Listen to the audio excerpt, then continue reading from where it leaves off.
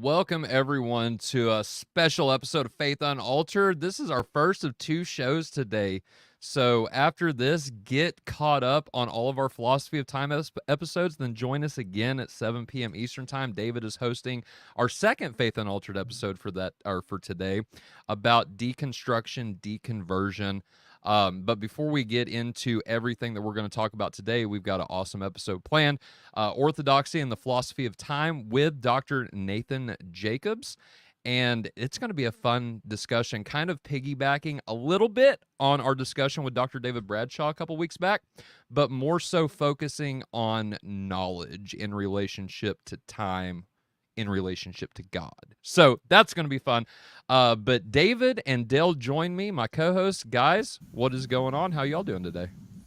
Hey, I'm doing good. I'm doing good on my end. Good. Good. Yeah, man.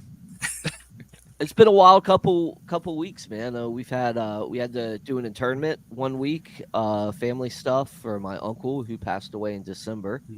And we did find out that he was shot unjustly by the police, and that's a big deal. Yep. But the main thing is graduation for my kids. After that, I had to do that. So it's been a wild ride, man. Lots of stuff I had to plan, a lot of stuff I had to do. So it's been busy. Well, I'm glad things are rolling on your uncle situation, because I know we had talked about that before, and what you described, I won't go into detail, obviously, but that was crazy, bro. So I'm glad things are starting to roll along with that. Yeah. But anyway, we'll keep praying for you, David, and thanks for sharing that. I appreciate it, brother. But, well, thank you. And like that, I'm solemn now. Like, I was like, man, like, how are you gonna lead in with that, bro? Like, what are you doing to me? Hey, getting man, all up in my feels. Gotta tell the family. Gotta tell the Faith Unaltered family why I was missing for the last couple of weeks. Well, that's true. That's true. We appreciate it. And by the way, so to kind of caveat on that a little bit, my great niece, yes, I am a great uncle. She was in the hospital with Kawasaki disease. I had never heard of that. I thought she got in a dirt bike accident. Like, Kawasaki, what are you talking about? And anyway, she was in Louisville Hospital, and she was hanging on. Apparently they were giving her the equivalent of 16 aspirin a day. This girl is 6, 7, somewhere around in there, I believe. And anyway, if you don't know what Kawasaki disease, I won't go into it, but look it up. She is home now. And so thank you all to everybody that's been praying for her. She's home. She's not 100% yet, but she's getting there. And so thank you, and thank God for everybody that was praying for her. But on to our topic for today with our...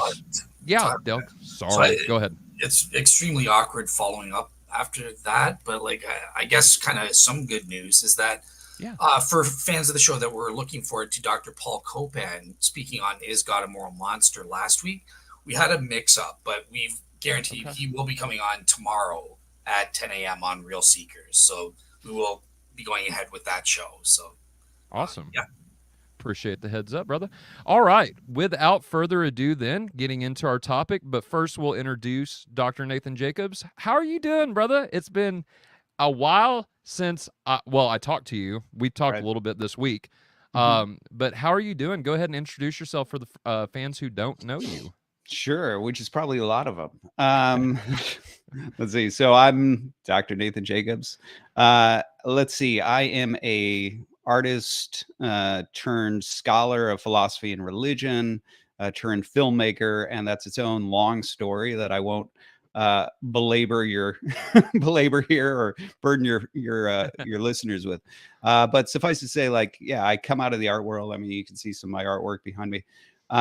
And then went on a long spiritual journey that took me through philosophy, church history, philosophy of religion, right? And a lot of different topics that ultimately became sort of the basis for my scholarship. So a lot of the work my early work that folks know me for is my work on Immanuel Kant and modern philosophy. I've got a book on Leibniz coming out and the problem of evil with Rutledge. But then also during that's when I discovered the Eastern Church Fathers after a very long journey. I was a process philosopher before that. But discovered the Eastern Church Fathers and ended up eventually becoming an Eastern Orthodox Christian. And then the majority of my publications started to ramp toward Eastern patristic metaphysics. And so that's a lot of what my focus is now. But as a result, it's also that I do some unusual stuff, right? Because I live in the world of philosophy of religion, and I'm interested in, actually answering questions, not just sort of cataloging things that have been said historically. I tend to do some peculiar work, like introduce, like in my last Cambridge book, right, on Kant. My essay, my particular contribution to that edited volume was that I ended up writing a piece that went through Kant's objections to divine revelation, why we can't have knowledge of God or experience God, and then put that in dialogue with the Eastern Church Fathers and offered, a diagnosis of what's the disconnect in terms of the worldview and how they might answer that problem. Obviously, I've done stuff contrasting Eastern and Western thought. I've done, essays that catalog the difference of how revelation itself is understood in the East versus the West, but also a bunch of different metaphysics on metaphysical realism. And as you know, of course, which is one of the reasons why I'm here, things like divine foreknowledge and free will and all that.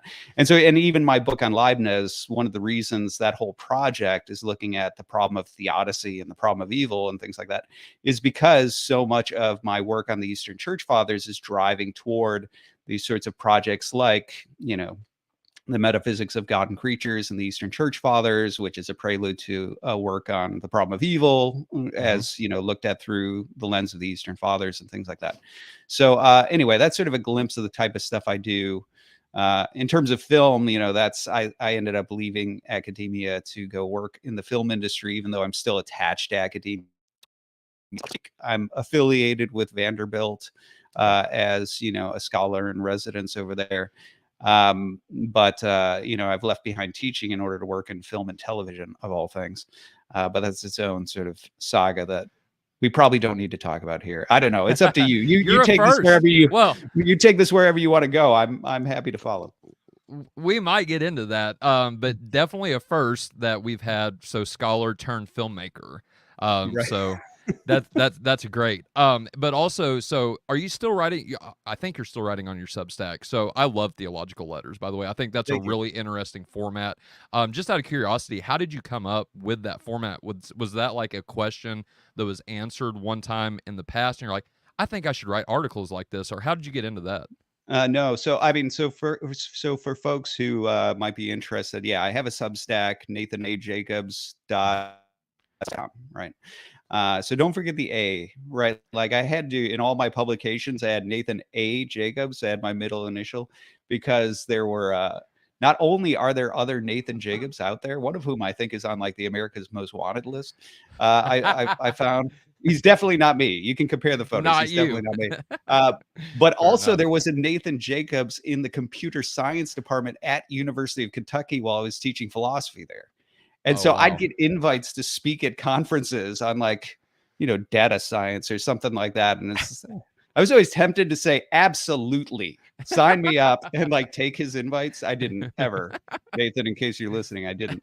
But so I've always had to differentiate myself. So never forget the A in there, right? So nathanajacobs.substack.com. How it started was, over the years, folks would track me down through a variety of means, right? It might be, oftentimes what it was my personal website, right? nathanajacobs.com. And there's a contact form, and they would, fill out that contact form. I think that's actually how you reached out to me first, Tyler. Is that right? Yep. So they'll send that out, and what used to happen, right? Like I'm starting to have my producer field that because, I'm getting a little too much to manage, but what used to happen is I'd get these questions, and they would just quite literally be people who would shoot me an email or contact me through that contact form. And I'd actually take the time to go ahead and write a response. But on the Substack, when I write a response, it's a very long and in-depth response. Right. And so I started doing that years back. And there was this one Lutheran pastor, Grant Eckhart. He's a campus pastor at Ohio State, and he and I had become friends after he to teach him patristics, right, church fathers, and we became friends after that. And he started to discover that I'd written these letters, and he asked, to see one and then see another, And eventually he was like, how many do you have of these? And I was like, I don't know. And I started doing a search and I realized I had like 65 of them or something like that. Wow. And he said, you should publish these. Now, me being an academic, I'm like, where? What journal? What academic press is going to publish? He's like, well, there's this thing called the internet, like where you can publish stuff. Like, have you heard of it? I was like, I think I might have heard of something like that. So anyway, he suggested that I do this Substack. He offered to do this sort of like maintenance. You send it to me, I'll prep it, I'll set it all up, and I'll put it out there. So that's how it started. And I eventually just took it over from him. And then I would get new questions. And so sometimes like the queue, initially it was planned as I'm just going to roll out all of these past letters, right? But I would get new questions and then I'd field those. And I really like that. I want to move that up in the queue. And so that's kind of how it went. But as you can see, since you followed the Substack, I've had to hit pause on the writing because of the television show that I'm on, right? So I'm a writer and producer, co-EP and writer on this new Amazon studio show, House of David. So they have ownership of my time until June 14th of this month, and then I'm off until they need me for season 2. So so I had to say, like, okay, in terms of writing, I don't have time to do Substack, but because I had launched a podcast, which I had been ramping up to for a while, the creatively named the Nathan Jacobs Podcast. Best one ever. So outside of the box on that one. Right. But if anybody searches that, you can find that wherever you listen to podcasts, Spotify, YouTube, whatever it is. But since I've been doing that and that's finally launched, I've been just using that as a vehicle to make my. Don't worry, I'll get back to writing when I'm.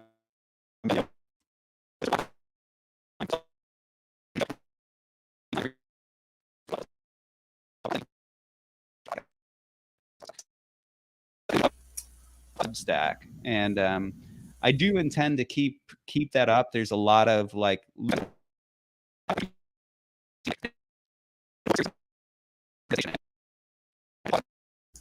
and I never got part 4 out. There's a different few things like that, lingering threads out there. So I think at some point.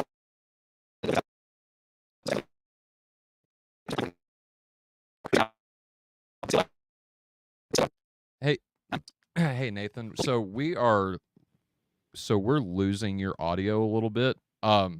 It's like cutting my audio out. Oh shoot. Yeah, you might try like jumping out of the studio and then jumping back in, or I know if you're using Google Chrome, that's usually the best one that works better with StreamYard. But we are losing your audio a little bit. Okay, let me try that here. Hold on. I'll be back. Wait. Okay, yeah, no worries. While Dr. Jacobs is getting that squared away, what we can do real quick is, David, I know that we've got the deconversion episode coming up here in a little bit at 7 p.m. Do you want to tell folks what they're going to be getting into if they find us and join that conversation? They can join actually the conversation. Yeah, it's actually going to be interactive. Yep. So if anybody wants to jump on, I'll share a link. If anybody wants to just comment in the sections and leave us a question, we're going to try to take as many and field as many as we can. But yeah, I've got basically 3 or 4 videos. One is pretty long, so we're going to be kind of dicing that up section by section. Of course, it has to do with free will. Some are accusatory because we have noticed a trend within this movement of people actually having an axe to grind, so we're going to be addressing some like that as well. And I got some interesting takes on them. So I'm looking forward to it. And if anybody has criticisms, even for me, I'm willing to take them. So absolutely. Stepping up to the plate. Look at you. I'm proud of you, brother. Like stepping up to the plate, ready to be criticized. Yep. All right. Dr. Jacobs, are we back? Well, so I didn't jump out. I want to just test my audio. I noticed that Zoom, for some reason, decided to be intrusive. It was like, would you like to stream through me instead? And it opened up. So I think that was probably why I was freaking out, because it's like, why are you streaming on 2 different services simultaneously? That's a lot better. So it's not cutting out anymore. Okay, good. But you were talking about your podcast right before you started cutting out. Do you want to just give a summary of what you said there? Sure. Yeah. I mean, so I had launched, I've been ramping up for a while. There's been folks who have been pushing me to start a podcast, you know, Jonathan Peugeot, Paul Vanderklay, folks like that, who, you know, in different circles have been like, you should do something related to that. And I was like, I don't know. I don't have time for that, et cetera, et cetera. But finally, after a lot of prodding, I decided, okay, I'll go ahead and I'll launch this. So I built up, you know, sort of a bank of that, you know, worked on what it was that I wanted to be distinctive about my podcast, and then launched it. So what I was saying is that on my Substack, even though I right now, because of the television show, don't have time to go ahead and just like be doing Substack plus podcasting plus the television show, right?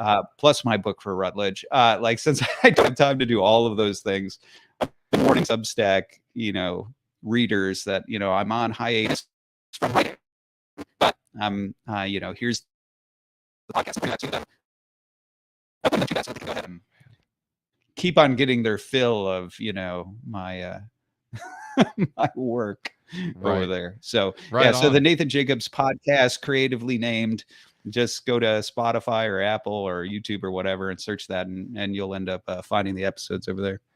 One last thing about the podcast real quick, and I've got to ask, like this, because the first time I heard your podcast, it was with the episode you did with Dr. David Bradshaw, which was fantastic, by the way. If you haven't seen that, go check that out. What is up with the intro? Were you going for like a George of the Jungle Tookie type feel, or was this like an evolution, like parody? Like, what's going on there, bro? No, so if anybody only listens, all they'll hear is like this insane drum beat with like right, like that sort of thing. And then if you actually watch it on YouTube, you'll see me actually going right, like, and so the origin of that was when I was working with my producer on like, okay, so what do we do? And I was like, okay, does this look okay? Blah, blah, blah. We're working on setup. We're working on tone, all this sort of stuff. And I was like, and then we get to the intro and it's, you know, I don't know. It's, and I actually just did that off the cuff. And after I finished it, you know, she was cackling and I was like, and I just grabbed a drum beat. A drum sample, sped it up, you know, toyed with it, slapped it on there, threw the footage on, threw this like film, like old Super 8 film filter on there, and I was like, it's perfect. Yes, it is. It is. And you will only know what we're talking about if you go listen to the Nathan Jacobs podcast. But that was the first thing I thought of. I was like, oh my God, what movie is this off of? And then I typed in George of the Jungle and the Tookie bird came up and I'm like, yes. But right on. All right, bro. Well, let's get into it then. But before we jump into philosophy of time, you mentioned Eastern Orthodoxy.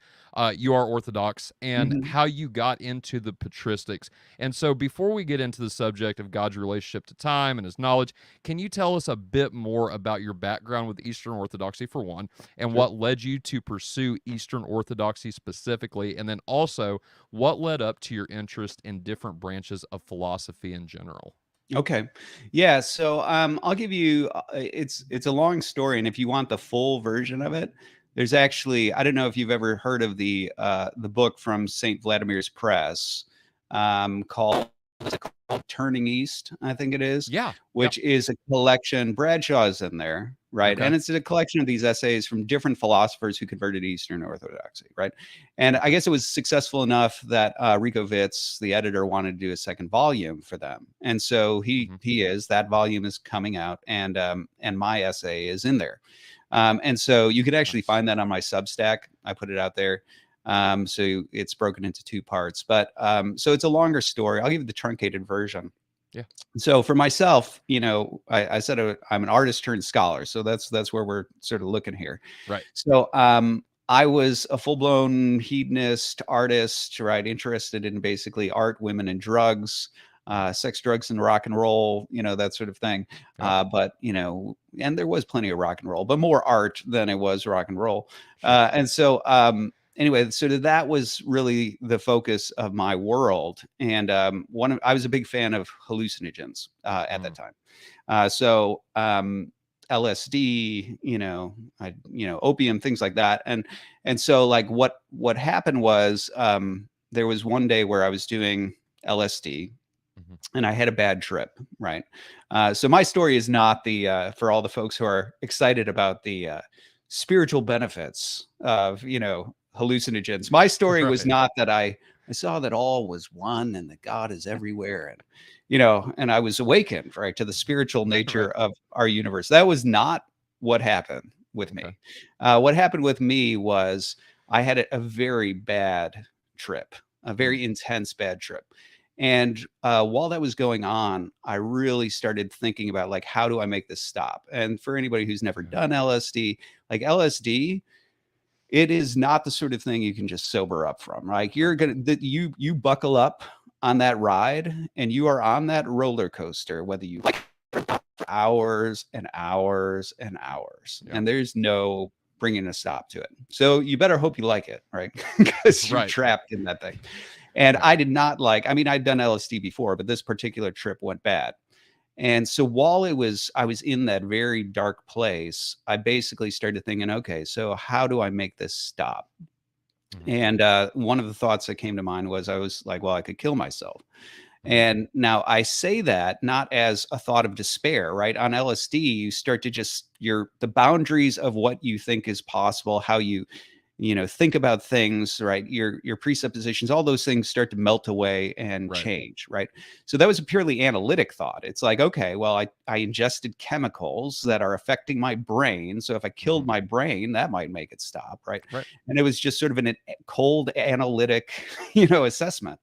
But on the heels of that thought, there followed a second thought, which was, well, yeah, but consciousness is not a material object. And the moment I thought that, I was like, yeah, you're right, whoever you are. And it was angel on my shoulder. Right. And I thought, yeah, I mean, what if I killed the organism, right, to which my consciousness is attached, but the consciousness endured? The fact of the matter is, what I'm experiencing right now is psychic terror, right? It's a condition of the mind. It might be occasioned by chemicals in the body, but it's a conscious state. And what if that horrifying conscious state endured beyond the death of the organism? That would be hell.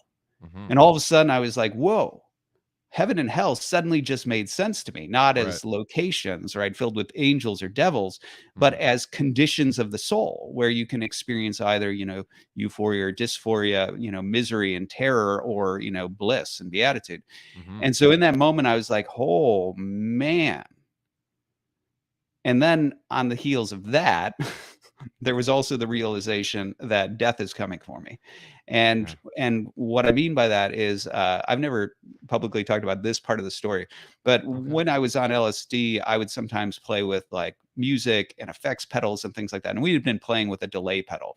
And so anybody who plays with a delay pedal knows, like, it's like, hello, hello, hello, hello. And well, on LSD, it had started coming to the point that ticking clock, I was just hearing it even without the delay pedal, right? Like, and it was very strange. And so that created sort of this sense of a ticking clock. And with that ticking clock, I was like, every tick, that's one step closer to me, right? And I was like, man, I've only got a limited amount of time to figure this out. So I freaked out. And I climbed in my car, which is not a good idea. Don't drive on drugs, kids, and especially not on LSD. But somehow I made it home. And I was like, okay, where's a Bible, right? Like that's what I need to, I need to start someplace. That's a good place to start. I grab a Bible, I drop it open, and I'm like, my eyes fell on this one passage that I tried to read. I say try because reading on LSD is extremely difficult. But I could read one sentence that I stared at for like the next 3 hours until it started to wear off. Which was Christ saying, it's better to enter life maimed than to be cast whole into hellfire. And I was like, whoa, that seems pretty relevant to what I'm thinking about right now. And that weirded me out. And so like that started this obsessive journey where I'm like, I've got to figure out answers to these questions. And so that journey, that's what propelled me into this journey where I started talking to anybody who's religious, anybody who had philosophical, aptitude. So I would talk to relatives, I'd talk to friends, I'd go corner a pastor. If I heard there's an apologist speaking someplace, I'd go listen to him and then corner him afterward. I'd talk with people who I thought were reasonably sophisticated philosophically. I started, if I could get my hands on a book, I'd read that then. And I didn't realize that if you're not a student at a certain school, that you shouldn't just show up and use their office hours. But I would do that, and I would show up. I'd be like, oh, here's a scholar. Where is he? I'd go to that school. I'd like go into his office and talk to him. At some point, some of them would be like, are you a student here? And it's like, no, no, I'm not. I'm just a curious mind. And so like I began to obsessively pursue that. And that turned into a journey where I ended up studying, both philosophy, religion, church history, all that sort of stuff. And I eventually, initially that was on my own during my years in art school. Then I finally left art school to actually study philosophy, and then studied church history and study systematics and historical theology and all this sort of stuff. And so that's sort of like the broad brushstrokes of it. But what was in terms of like how that led through the different ways in which, I studied this, that, and the other, was that unlike a lot of academics, they're good students who like at some point take a class on philosophy. They find it interesting. So they decide maybe that's a discipline I'd like to pursue. They pick an area they're interested in, like ethics, and they start to dig down there. And then they pick a specialization like Kant or something like that. And that becomes their specialization.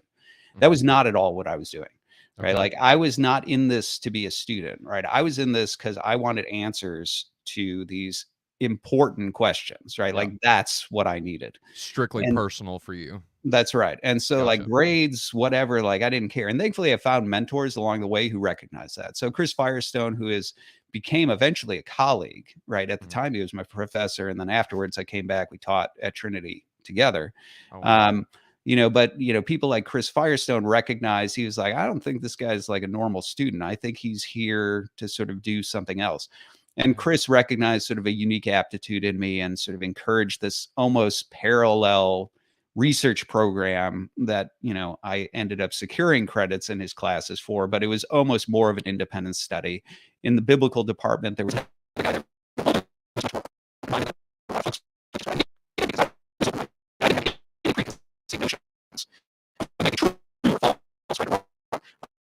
I just wanted to know what was true.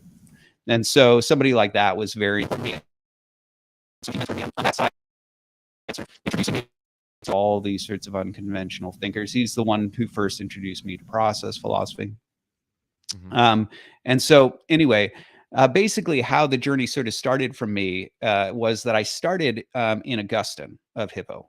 And the reason I started in Augustine is because I recognized him as a fountainhead for both Catholicism and Protestantism, which at the time was the only Christianity I knew, right? So I had zeroed in Christianity for, reasons I wanted to. Obviously, that was, my mom was a Missouri Synod Lutheran. And so, like, I grew up exposed to Lutheranism. So Christianity. She had gone through her own sort of spiritual crisis. I learned to read a lot of apologists. So I was exposed to a lot of apologetics early on. And so I was in a position to see Christianity as reasonable and rational. And so that was at least there. But eventually, basically what I did is I focused on Augustine for that reason. And then basically in focusing on Augustine, I moved from him out into the history of ideas. So I recognized that Augustine was highly influenced by the Platonists, right? By his own admission in the Confessions. And so I was like, okay, which Platonists? And looking at the sources, it was like, well, it's probably either Porphyry or it's, Plotinus. And so I was like, okay, I guess I've got to read those guys, right? And then it's like, okay, well, you're reading those guys, you got to read Plato. And then there's also like this whole Aristotelian thing that happens between there. So you got to read him, right? And so basically like Augustine became this point from which I went backwards into all of ancient philosophy just to try to get the context. But at the same time, I was like, okay, but I want to see what happens after Augustine. And so I was moving simultaneously forward. I was speaking with Thomas Aquinas and then basically also with that, I was looking at modern philosophy in order to see like, okay, so what happens after this medieval period? Yes, I was looking at Protestantism and started looking at Protestant classicism. I was also wondering like, philosophically what's going on as people are emerging from this more traditional Christianity. So, I'm just gonna say we're having the audio issues, and it's getting like it's kind of persistent. It is. Yeah. So I don't know if Zoom's coming back or what's going on. But it's weird because it like keeps. Yes, Steve, I'm running interference. Sorry. Go. No, you're Okay. good. It's weird because was Zoom trying to come back in? No, I don't see Zoom coming in, so I'm not sure what the problem is. Okay. I was about to jump in and Hey, say something, but I'm not hearing the distortion on the actual live feed. But they are talking about it in the live chat, so they are. They are. I'm getting it now. Okay. Let's see. Sorry about that, Nathan. Yeah, no. My apologies. Let's see. No, What if I here? I'm going to try dropping my resolution down in case it's a problem with my internet. Okay. Are you hearing the problems right now? Is it happening right now? No? Okay. Do we need like a sign in case like we start hearing them? Like I'll be like, quit. You can just throw a timeout. All right, fair enough. Yeah. Okay, right. So should I back up? Is there where did it start getting dodgy? So, right about whenever you mentioned Augustine. Well, maybe that wasn't technical. I mean, maybe that's Augustine intervening, like saying, like, I don't know why this guy keeps on saying bad stuff about me. Intercession of the prayers negative, or intercession of the saints. That's right. So with Augustine, I had zeroed in on Augustine specifically because I recognized that like he was this fountainhead, right? He was heavily influential on Catholicism, right? I recognize that the Catholics claimed him as sort of their chief sort of, the fountainhead of their own doctrine. And I recognize that the Protestants did it as well, right? That in terms of which church fathers the first to, and so I recognize that he was pivotal to both traditions. Yeah. We might try, Nathan, if you, I don't want to do this, but you might try shutting off your camera and see if that helps. Okay. Welcome to my club. Is that what it is? Okay. Here, I could go low definition and see how that does, or we could just say, hey, we're gonna. Okay, we'll just kill the camera. Let's just kill the camera. Okay.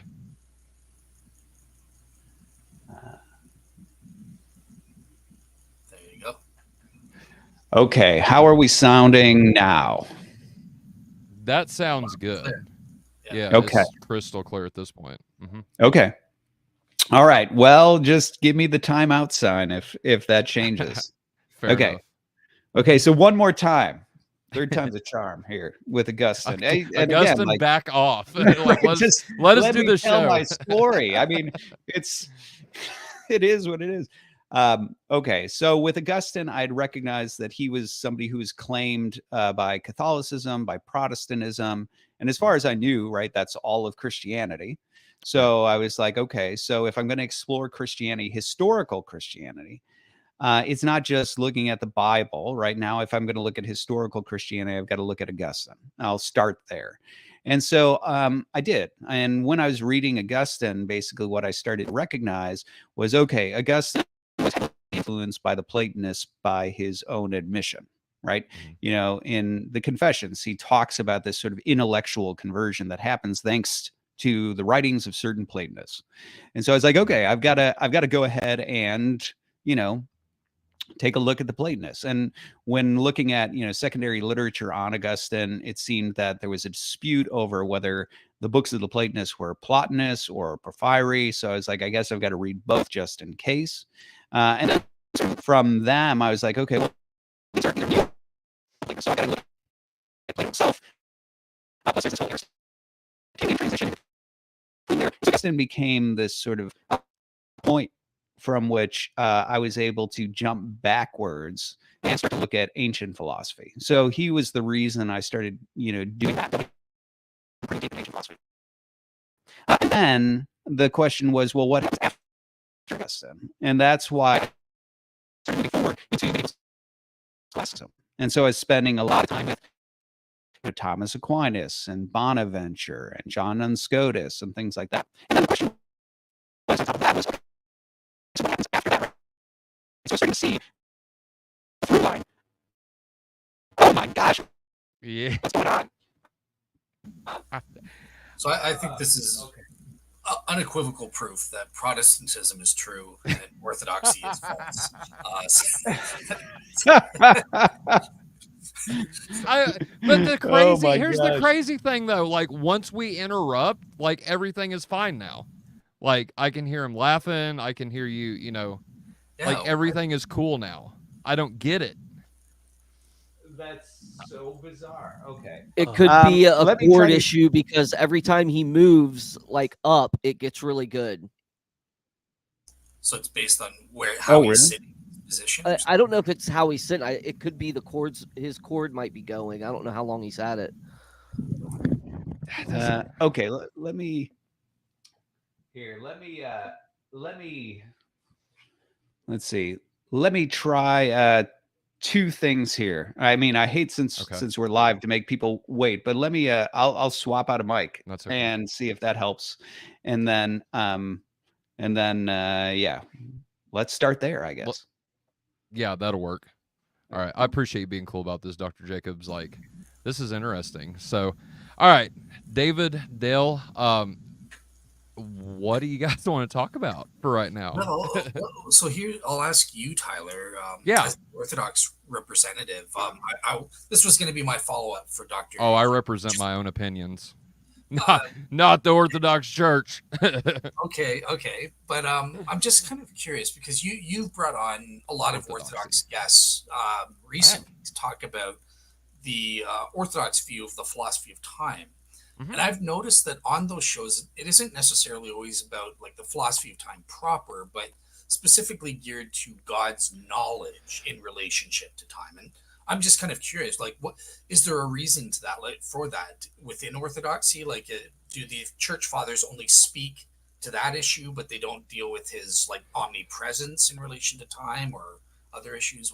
Why is it always that focus? That's a really good question. And so much so that whenever we get Dr. Jacobs back, like I can float this to him as well and get his opinion on it, because to be honest, the only thing I can think of is going back to what Dr. Bradshaw said in our second interview with him, that Orthodoxy doesn't specifically have a quote-unquote philosophy of time view as a whole. Rather, there are differing opinions within Orthodoxy, and not necessarily like contradictory opinions, like so you get like A theory versus B theory or anything like that. But it seems like they always, from my understanding, and I've read very few church fathers on this subject, so hear me out, right? That's why I said opinions of Tyler instead of Orthodox church teaching. But they always seem to correlate it with something else. For my study, it's been omniscience, and things like that. So Dr. Jacobs wrote a really good article that we're going to get into here in just a little bit, called Why Would God Make the Dam? And he specifically says, I don't have it, so I'm going to paraphrase, but basically quoting John of Damascus, that God doesn't know that they will be damned until he creates them, right? And so it seems like there is something both affecting God's knowledge. I don't know if that would be the right word for it. So like I said, I'm kind of paraphrasing all of this.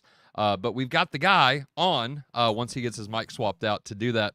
But it always seems like there's something else with the whole time and God's relationship to creation, whether it be knowledge, whether it be his act of creating in general, whatever that is. And I think that would be the answer. But just going off what Dr. Bradshaw said, there is no quote unquote, this is the Orthodox view of the philosophy of time. Does that make sense? Yeah, it makes sense. Yeah, I was just curious. So it was good to know, because I was kind of curious if there was an emphasis in the church fathers kind of looking at, God's knowledge specifically with respect to this consideration. But I think there's more to it, because listening to, and we'll get into this too, so teaser for those watching. And again, we apologize for the technical difficulties. Gotta love live streaming, right? Like, this is kind of like live TV, and so things go wrong sometimes. But hopefully Nathan's working on that, getting that fixed. But I was going to, I forget where I was going with that even. We're going to be getting into his article, Why Would God Make the Damned, and his interview with Dr. David Bradshaw. I'm just looking at my notes to see. There's one thing that may be helpful. He's saying the Orthodox don't really embrace the omnis. So I don't know if that helps. Kinda. So preview, I'm going to ask the last question that we have for Dr. Jacobs is there seems to be a shift in at least Protestant theology. I was reading an article by Dr. Ryan Mullins about this, where some theologians are going from using words like omniscient to things like God has maximal knowledge or God can know everything that can be possibly known. I'm gonna get his opinion on that here in a little bit, and see if that was a thing that with the church fathers, with the Eastern Church fathers, and specifically, or not. But it looks like we've got you back, Dr. Jacobs. Okay, so I've done two things. I've done two things. Can you hear me? Oh yeah. Okay, so far. So I did two things. I downloaded Chrome, so I'm on Chrome, and I swapped out a mic, and I set the camera to low 360p resolution. So hopefully, I don't know which one's going to solve it. We're going to get it. Hopefully it's solved. Is it so far? Is it so far so good? So far you're good. Yeah. Okay. All and right.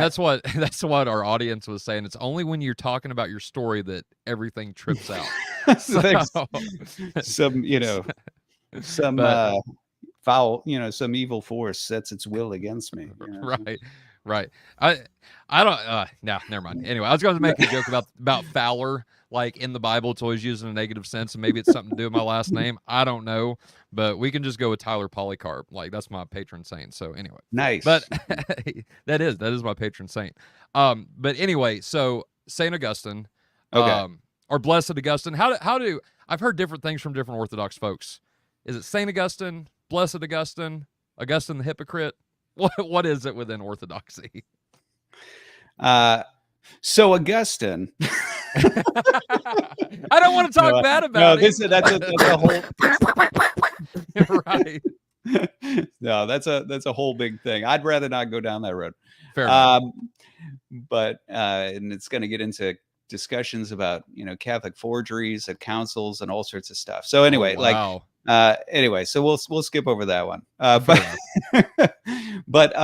Okay, so let's see if it happens again. So with Augustine, right? So I zero in on Augustine because I recognize him as this sort of like fountainhead for Catholicism, for Protestantism, for things like that.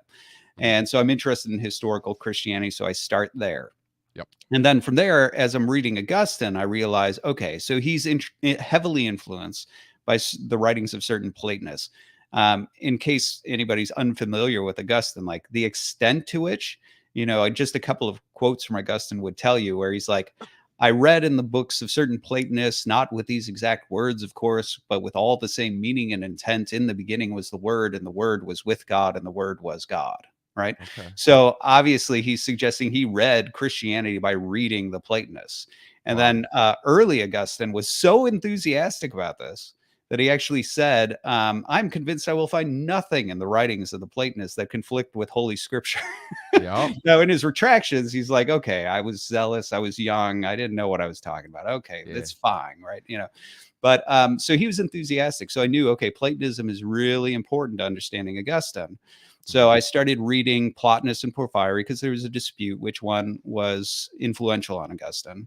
I'm of the Plotinus camp, but anyway, but I read both of those. And then because I'm looking at Neoplatonists, I got to look at the context. So now we're looking at Plato. And then, but they're also grappling with, the realities of Aristotle post-Plato. And so all of a sudden I'm doing this whole study of ancient philosophy just to try to get an understanding of what the background of Augustine is. Right. Now, at the same time, I'm moving forward. And so I'm curious, okay, so what happens after Augustine? Right? Is it, and this is where I look over to the medieval scholastics. So I started to go into people like Thomas Aquinas. I started to delve into people like Bonaventure, into John Scotus, and so on. And then after that, beyond into the reformers, not just the reformers themselves, like Luther and Calvin, but also into like the 16th and 17th century Reformed scholastics, right, that followed after that, who were less known. Because again, I was curious how this tradition was being received and grappled with, sort of moving forward. Right. But I also recognize then there's this whole other sort of philosophical movement that's happening in modernity at the same time, which isn't totally disconnected from Christianity, right? People like John Locke are Christians. They're peculiar Christians, probably heretical Christians, right? But like they're claiming to be Christian, right? So I knew that was not unhinged from the discussion that was happening in Protestantism, right? The modern discussion. And so that's where I started delving in that. And so this is where it was just sort of spidering out from Augustine into the entire history of ideas. Now, one of the reasons I zeroed in on Immanuel Kant and spent so much time with him was not actually because they thought he was right. There are few people who I think are more wrong than Immanuel Kant. But I focused on him because all of the questions that I was being driven to were metaphysical in nature.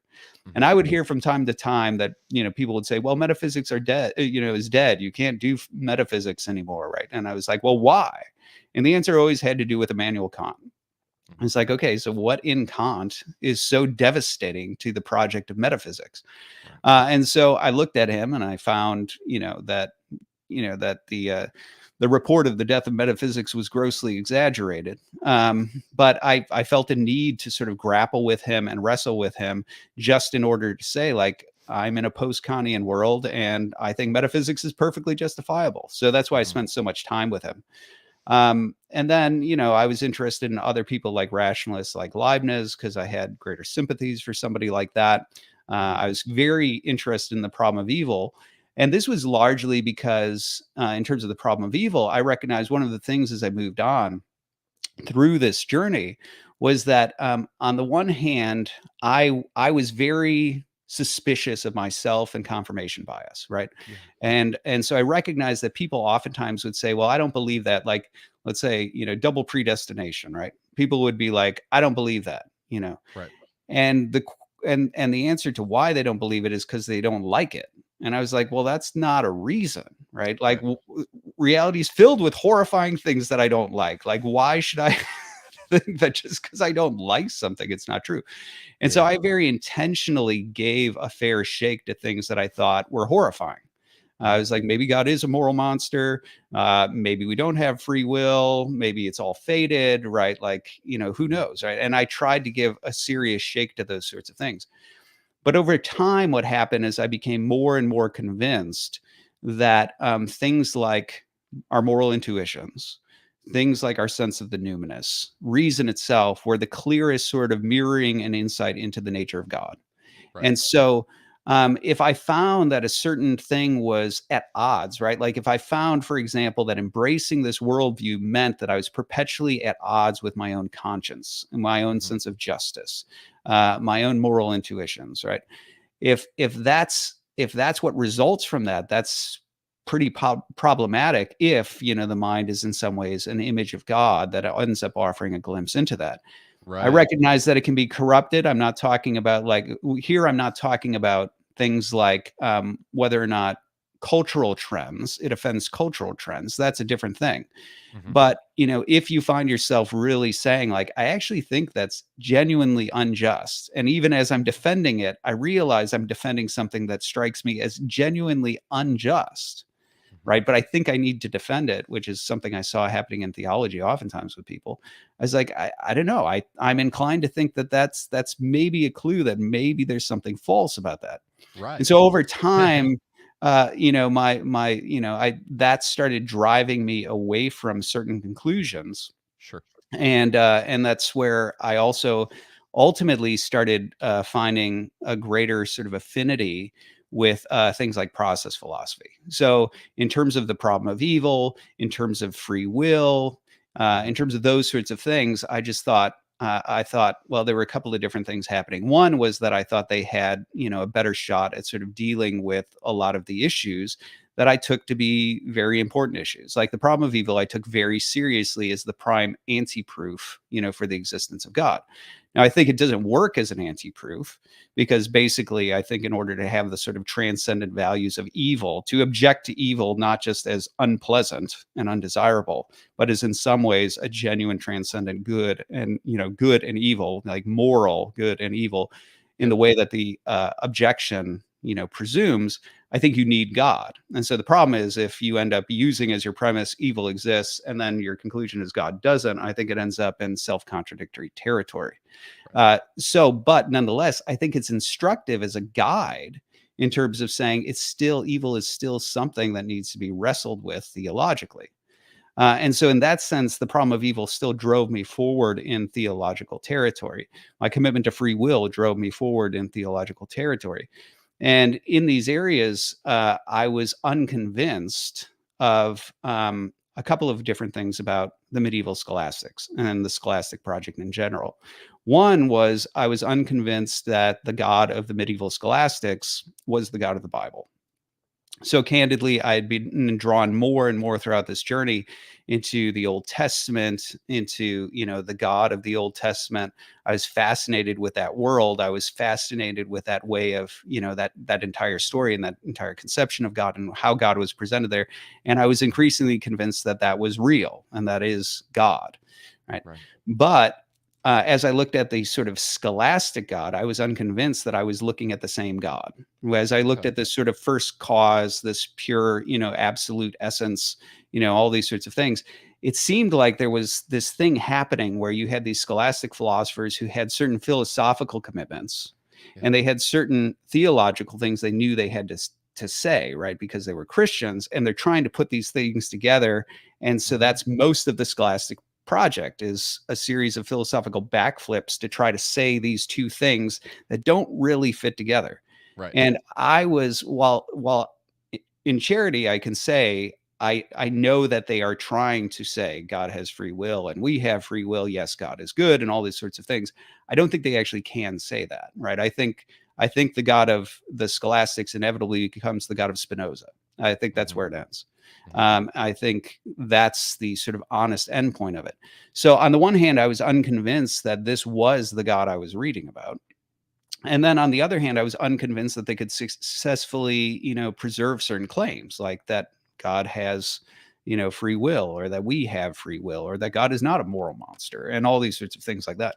And so for that reason, I was increasingly cynical about historical Christianity, or historical Christianity as I knew it. Right. And i.e. ultimately, Western. right. And became an overt and direct opponent to it. Right. So I was a wild-eyed heretic, right? I was like, yes, I'm a panentheist. I hold to libertarian free will. My favorite book, just for the title, was Charles Hartshorne's Omnipotence and Other Theological Mistakes, which I thought was a marvelous title. I was unconvinced that the Bible was reliable. I held to no creeds, right? Historically speaking, I was definitely an advocate of this whole notion that the church had been corrupted by philosophy and yada, yada, yada, right? Like full on, full-throated heretic, like opponent of Christianity. And then in my doctoral studies, I read the Eastern Church Fathers. So I ended up taking a class from a petrologist, right, an expert in the Church Fathers, on Nicaea to Constantinople. And the entire thing was, we're just going to read the primary sources, right? So we're going to read Athanasius. We're going to read Alexander of Alexandria. We're going to read, Arius. We're going to read the councils. We're going to read all of these guys. We're going to look at the original sources, original languages, all this sort of stuff. And I was like, okay, let's do that. Yeah. And as I was reading that, I realized, I was like, I do not recognize what I'm reading. Now, keep in mind, that hadn't happened to me in a very long time, right? So if you master a system like Reformed thought, or you master Thomism, and then you pick up a Thomist, there's not a lot of surprises. You're like, yeah, I mean, I could predict more or less what a Thomist is going to say about this or about that. Maybe there'll be a juicy insight here or a clever thing there or whatever, but you're not really surprised by anything that you're finding there. And so it had been a long time since I had been disoriented by a theological text. Yeah. And as I was reading Athanasius of Alexandria, I was like, I know enough about what I'm reading to know I don't fully understand what I'm reading. Right. He is saying things that do not fit into my, like, the set of paradigms I know for Christianity at all. And that's where, like, my initial obsession was not because I was sympathetic. In fact, in the Arian dispute, I was more sympathetic to Arius. And because I recognized what was happening there is I recognized a metaphysical undercurrent to the dispute, which anybody who's read my writings on, Eastern patristic metaphysics, knows that I've talked about the metaphysics of the Arian dispute quite a bit. But I started to recognize there was this metaphysical undercurrent, and Arius seemed to be more commonsensical to me, right? Like I was like more sympathetic to him. But over time, I started to recognize the sort of undercurrent of metaphysics that was going on in Athanasius. I recognized the specific form of realism that he had. I started recognizing, how his claims naturally followed from that form of realism. And all of a sudden I was like, wow, this is really wild. Like, this is really a strange realization that this entire dispute, this confessional dispute, has metaphysical commitments. Because so many people talk like Christianity doesn't have metaphysical commitments. And then I was reading Alexander of Alexandria, and I was like, he has the same metaphysical commitments. And they're both talking about this like this is just Christianity. Yeah. And then the council echoes these same commitments. And then even when Arius goes ahead and like objects and rejects one of their premises, they're like, well, it doesn't matter. That's stupid. Like, that's not Christianity. And they reject his rejection on the basis that it would violate the metaphysics that Christianity has. And I was like, what is happening here? And then also with that, I was coming across things like, obviously, in talking to David Bradshaw, you're familiar with the essence energies distinction. So I was reading in the Cappadocians this talk of energies. And I was like, I don't know what on earth they are talking about. I can tell they're talking about something, and it sounds dynamic, and it sounds very different than the things I've been reading in the Latin scholastics, but I have no concept of what this is, right? And so that's where what really started to happen was I was disoriented because I recognized a couple of different things. First of all, whatever this Christianity is, it is something I do not recognize. Second, I was like, this Christianity does seem to echo like so many of the things that I've come to, but thought I had to I only had heretical roads to get there. Right. I started recognizing in the Eastern Church Fathers, they were talking in a way that I was greatly sympathetic to, and yet they weren't heretics. They were exact opposite of it, right? They're saying they're saints. Big O Orthodox. Right. They're big O Orthodox. And I was like, but I didn't yet know about Orthodoxy, right? So I was reading the Eastern Church Fathers without knowing about Eastern Orthodoxy. And so I was looking at this, and I was also saying, and there's this whole set of metaphysical assumptions that are there that I don't know and that I don't understand. And so this became an obsessive journey to try to understand that and try to see what's going on, as well as to see, is this just like an idiosyncratic smattering? Like there's this 100-year period or something like that, this 50-year period, whatever, where some guys thought some things, but it fell away.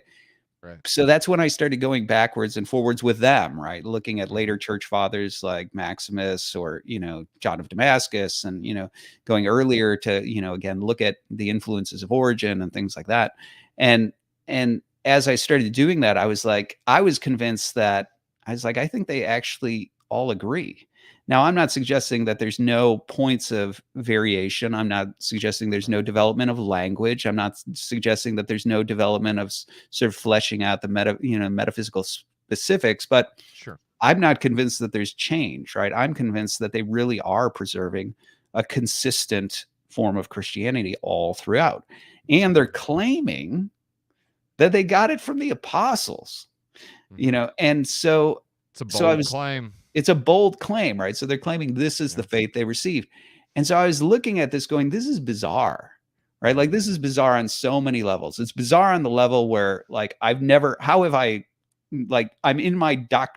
doing a doctorate on historical theology. And how is it that I was oblivious to this, right? And yet, so I've never heard of this. But it's also bizarre because I had spent so much time in medieval scholasticism in ancient philosophy, in modern philosophy, I had never seen such continuity of thought, right? So I just always presumed, any system of thought, the moment it changes hands, it changes, right? And it just sort of evolves, and you get factions and all this sort of stuff.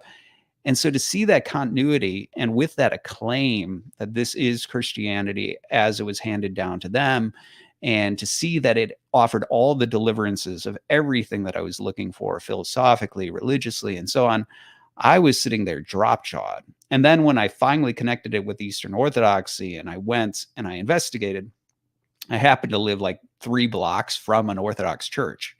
And I walked in, I'm like, I need a priest. And this poor priest, Father Rayfield, he was like, I'm a priest. And I sat him down, and he's like, let's go into the temple. And so he brings me in, and I'm unloading on him my entire philosophical and religious journey. And I get to the end, and he's like, no, like that's our theology. And I was like, what? He's like, yeah, and those are our guys. And he starts pointing around. He's like, yeah, there's Athanasius, and there's John of Damascus, there's Basil of Caesarea. I was like, what?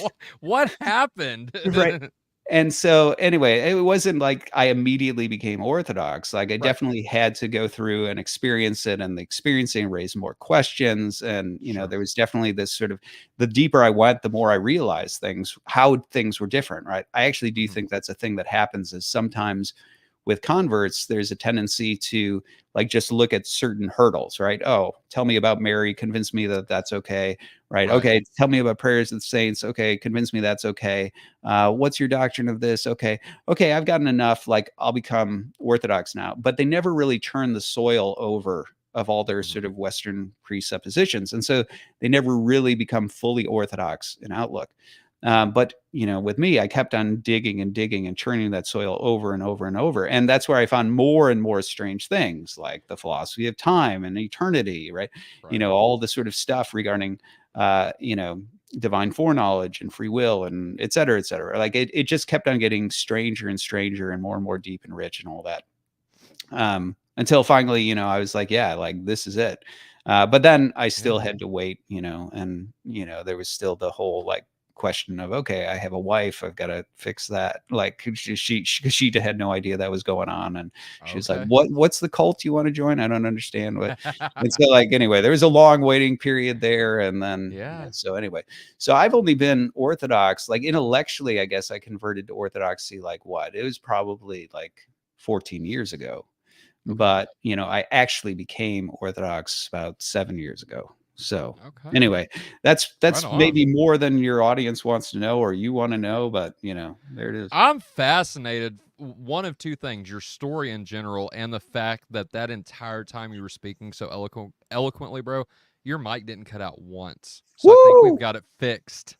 Fantastic. So we can continue the interview. And again, apologies, brother. I didn't know you didn't have Chrome, or else I would have said something about it. Oh yeah, no problem. Okay, fair enough. All right, thank you. Okay, as long as your audience is forgiving, it doesn't matter to me. I mean, I think I could hear myself fine the entire time. So I mean, this is where we need to start doing local recordings, and like everybody records, and you all just send it to me and just stop live streaming altogether. No, I don't think we like that too well. But now, real quick from Jeremy here, he says, Dr. Jacobs, your paper titled "The Metaphysical Idealism of the Eastern Church Fathers helped the unique nature of Orthodox theology to finally click for me." So thank you. Nice. Thank you. Yeah, it's awesome. Thank you, Jeremy. That's all right. Great. So philosophy of time, let's get into it then. And Dale had a really interesting question, so I'm going to kind of plug that into this next question that we've got for you, and just ask straight up, and then I'll let Dale follow up with the question that he asked me. I don't know if you've heard, you were changing some stuff around. I was not listening. I was juggling microphones and cords and whatever else, and downloading Chrome. Fair enough. So Dale, after this, I'll let you jump in with that follow-up that you asked me earlier, and then we can go from there. But can you just, first of all, is there a quote-unquote orthodox view of the philosophy of time? If yes, what is that? If not, what do we really see in the Church Fathers whenever they discuss time and its relationship to God? Yeah, so I mean, this is sort of an odd thing about just Orthodox theology in general. So there's definitely like official Orthodox doctrine in the sense of you have the fathers have had this dispute, this thing's been declared heresy, this thing has become orthodoxy. There's a council that ratifies that. It's reflected in the church, right? There's stuff like that. And so that's obviously there. And then you have these other areas where you have broad consensus of the fathers. And that in Orthodoxy does tend to provide some level of a guide. And so there is a sense in which people will talk about like the Eastern patristic view of, I'll talk this way, right? Of this or of that, which isn't necessarily ratified in a council, but it might be, it's just sort of a general consensus among, the Eastern fathers. Or in some cases, I'll make a stronger claim. There are certain things that I think are not necessarily explicitly ratified in a council, but they are sort of in an ancillary way, like tied in with what's being said by the council. And so I think they're sort of inextricably linked, like the metaphysics of creation, right? God and creatures, those metaphysics that I lay out, which I lay out in that, metaphysical idealism paper that was named. And that actually is one of my favorite articles I've ever written. So I'm glad I'm not alone in, in liking that one. But, so that's a great sort of systematic breakdown of the form of realism, idealism, that the Eastern fathers have. And so there's certain things like, so there's stronger tethers like that. And then you get this stuff like theologumenon, right? Like where it's basically, it's theological opinions. And that's where you get into these gray areas where there's sort of a spectrum of views amongst the fathers. And I wouldn't say like, here's where my preference about the Eastern fathers, let me offer a little bit of a side by way of context for this, is that a criticism that I have about contemporary academia, right? Well, there's lots of criticisms I have about contemporary academia, but one of the criticisms is its compartmentalized nature. So there's a tendency of hyper-specialization that inevitably happens because, if you're going to get a doctorate, you have to have a specialization, you have to say something new. So people start to get more and more specialized. And then for that reason, you get this sort of compartmentalization, because if the degree of expertise on a certain topic is, this deep, you can't be that deep on all of the different things that have ever been said in the history of ideas. Right. And so there's this sort of loss of the ability to do, sort of broad history of ideas. Now, I ended up still getting that education because of the fact that I was not looking to move through a normal academic track. Right. And so I followed the history of ideas in all these different areas and ended up sort of, getting that perspective on the history of ideas. But I found it's unfortunately rare, these days that people have that sort of broad, base of expertise. So that's one criticism. And then the other criticism here is that there is a resistance to what you might call metacognition, right? Where you're actually sitting there trying to think along with a person. And I think that's unfortunate, right? And this is another sort of classicist tendency where like the idea is that we're just going to look at the text, right? And we're going to look at this text in isolation. We're going to look at the grammar. We're going to look at this. We're going to look at that. And it becomes so sort of granular that there becomes a resistance to the idea of thinking with the person and going beyond the text, right? You're sort of limiting what people can say, which I think is candidly ridiculous. I mean, the fact of the matter is if like we are beings that do think in systematic ways, right? We have certain worldviews. When I get to know Tyler and get to know Tyler's mind, I do have some ability to understand how Tyler's views on this, this, and this might offer an insight on what he might think about this thing that I've never asked him about, right? Something like that. And certainly when you're talking about thinkers who are as overtly philosophical and systematic as a Gregory of Nyssa or even Immanuel Kant, right? The idea of thinking along with them and sort of taking this application of their views to this topic that they haven't necessarily said, or, unearthing what the underlying rationale is, I think that's perfectly reasonable to do. They're rational beings. We have enough of their thought to understand what their worldview is to sort of limit it to textual analysis only, I think is problematic. Now, the reason I say that is because I think there is a tendency to, shun thinking along with the fathers, whereas I do not shun that, right? I am all for like, yes, the fathers say this, Gregory of Nyssa says this, and this. But I'm all for actually being able to extrapolate and say, I think a natural extension of that into this topic would be this, and sort of thinking along with the fathers.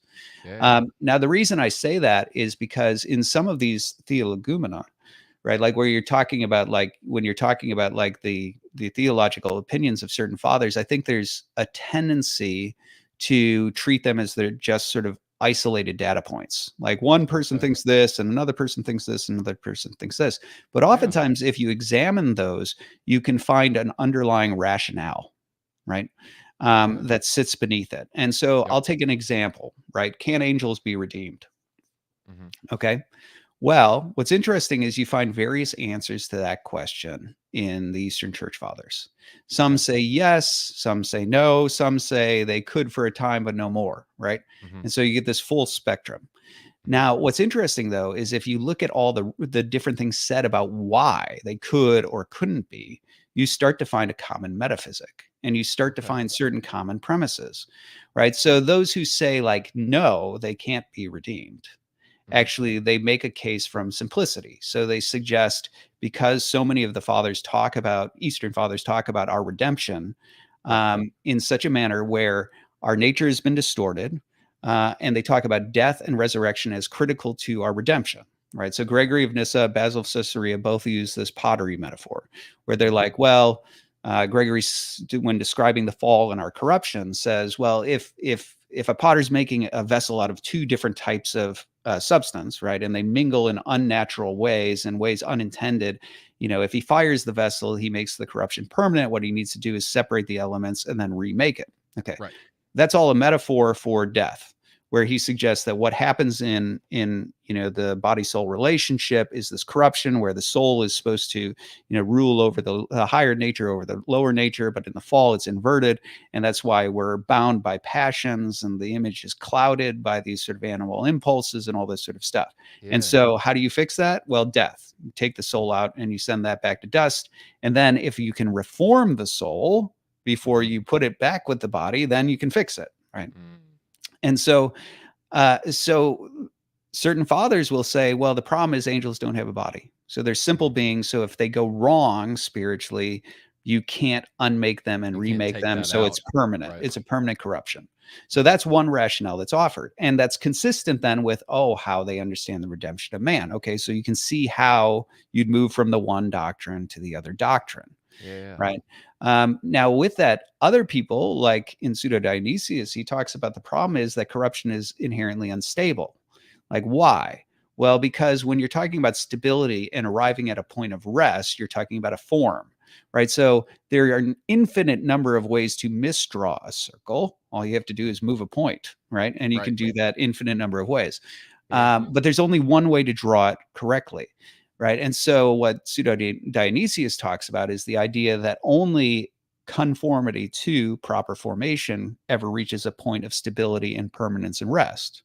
But corruption cannot, which then opens the door to the idea that, well, corruption can't be permanent because it's inherently unstable. Right. So that starts to open up that possibility there. And then there are others who want to say, that the angels can, in fact, be redeemed because of that very thing. And so that's a very rare view, but you do find it, right? You can find it in St. Isaac of Syria. And so you do find it in some. And then, in others like Nemesius of Emesa, there's sort of like, well, there was this period in which they could have repented, but once they refused that repentance, then it sort of became permanent and so on and so forth. Right. But one of the things that you find that's consistent there, and this is relevant to like the universalist question, not that I want to sort of open that can of worms here, unless you really want to, but like right.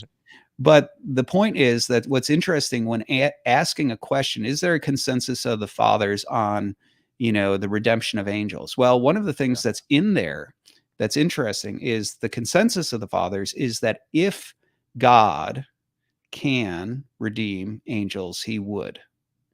And so those who say no, angels won't be redeemed, they give a metaphysical reason why they can't. Right. So it's not that God refuses, right? Well, you don't have in any of the fathers, God could, but he won't. because he just refuses, right? So in keeping with their consensus about providence and God willing the good of a being and things like that, inevitably they all are bound to the answer that says their consensus is if God can, he will. But some of them are like, he can't. And others like, I don't know, I think he could, right? And so that's where you get the variation.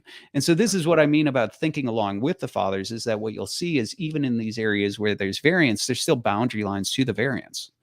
And so going to time, I think David's right to say that there's not a fully fleshed out, doctrine of time in the sense of some synod or council that says like, this is the Orthodox view.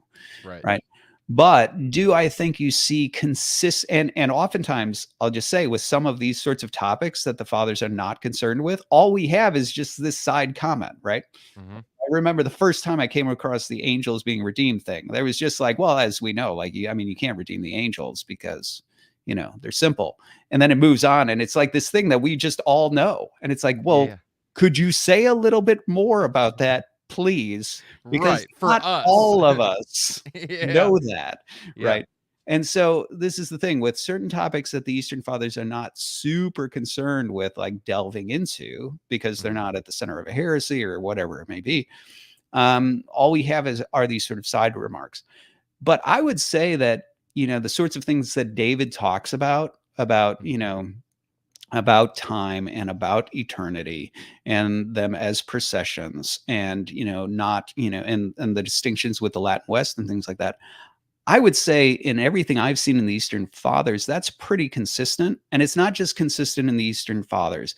It's also consistent in, a lot of the hymnody and, the sort of liturgical life of the church, which matters because just as an aside, right, we have these terms, right? What is it? Dogma and kerygma, right? And teaching and preaching. Well, in the ancient church, in the Eastern Fathers, dogma and kerygma don't mean teaching and preaching. The dogma of the church, according to Basil of Caesarea, is the lived faith of the church. It's the lived out, the doctrine of the church actually is what we do as Christians to live a Christian life. So the liturgy, the hymnody, the prayers, the asceticism. Orthopraxy. Right. That's what he means by dogma. Kerygma is when a heretic emerges and now all the things we do, we have to actually talk about. Right. And that's what he means, right? Like that's what he means by that distinction. And so now the reason that's important is because in like disputes like Basil of Caesarea's like disputes on the Holy Spirit, right? That you start to see him appealing to the practices of the church. So this is something that, I think because we're Westerners, we grow out of modern soil, we tend to just look at the writings of the church fathers as if like those are systematic theology texts that you should exposit. But the fact of the matter is like the liturgy, the hymnody, the prayers, those are all relevant to the Eastern patristic doctrine of the church. And so that's where when I say like, I think what you see is you see these consistent echoes of certain things about time and eternity. I don't see a great degree of variance on that topic amongst the Eastern Fathers. But do we see a systematic breakdown the way we might like, as philosophers of religion or something like that? Not so much, Right.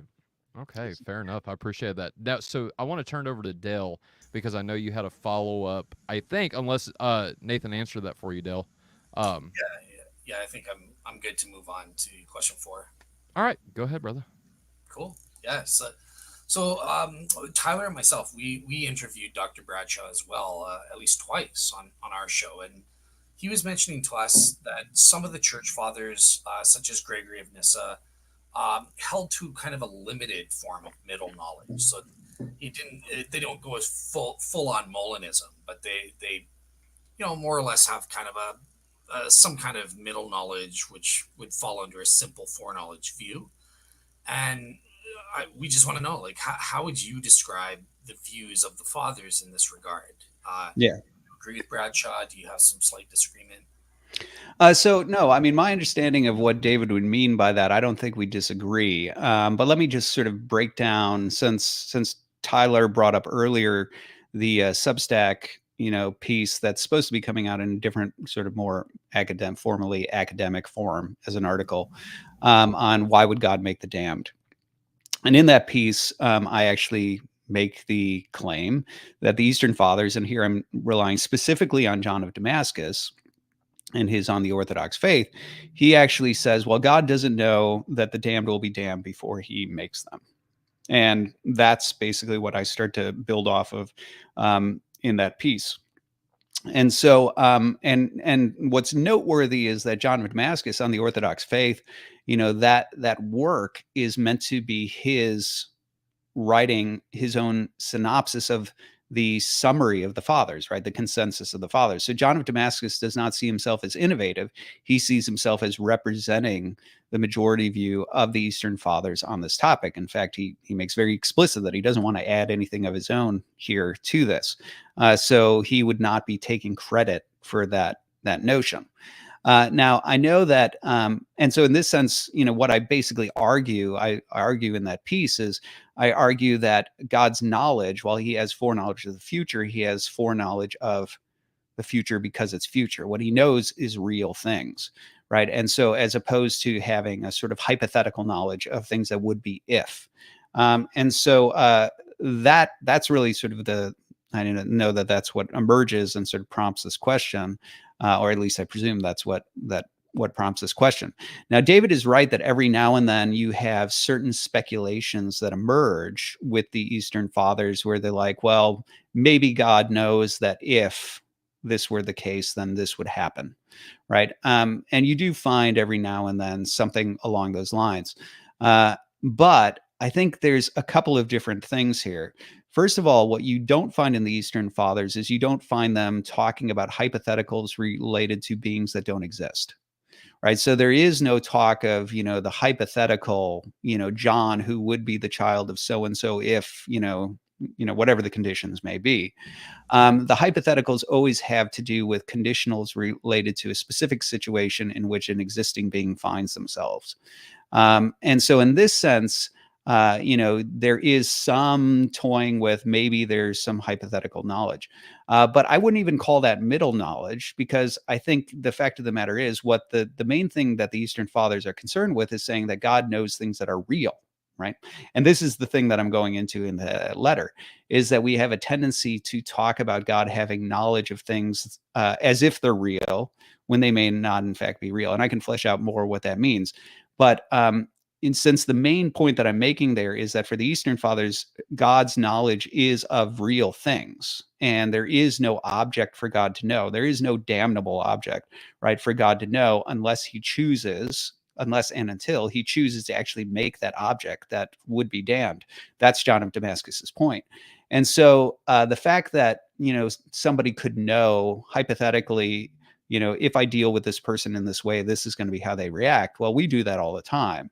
And that is an extension of our knowledge of them and what's real about them now. So how much more God, who knows, these beings and knows, right, what is real and true about them now. I don't think that's at odds with the notion that somehow there is some sort of hypothetical knowledge that, given this being and all that's true of this being, that it would be true that in this circumstance, they might do that. I don't think you can extrapolate that from that. However, those sort of sparse statements from Eastern Fathers like Gregory of Nyssa, I don't think you can extrapolate from that either a full-blown sort of Molinistic, all hypothetical, scenarios that you might put a person in, etc. And I don't think that in any way actually diverges from the commitments that they have, which is that he knows things that are real, right? That his knowledge of all things are of things.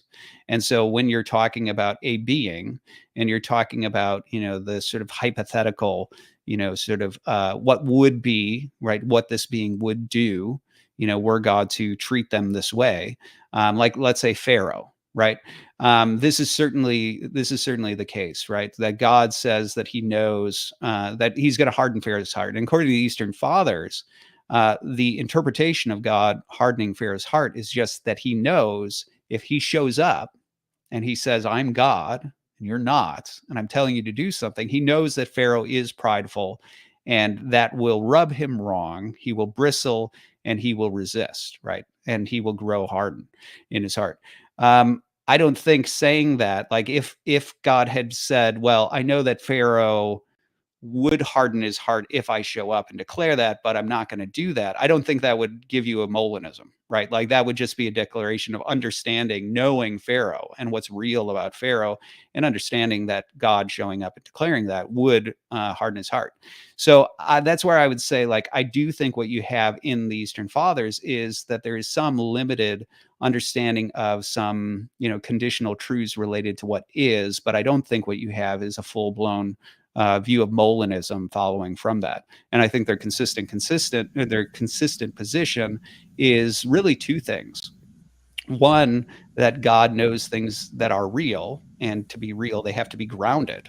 And this is actually something that I'd love to talk about more, because I don't think the Eastern Fathers are unique in this. There's an entire medieval Latin discussion related to the same point. But they think that in order for God to have knowledge of true things, those true things have to be in some ways ontologically grounded. So they're of real things, not hypothetical things. You're going to love my follow-up then. Okay. And then I think they're consistent on that point. And then the other thing that I think is really interesting that I talk about in this article is I think they're quite consistent with the idea that God deals with us according to what's real now. So I think we have a tendency, and this is reflected in things like Molinism. I offer this critique in that letter, in that Substack post, where I talk about our tendency is to think in terms of outcomes, whereas God's dealings have to do with what is good and true now.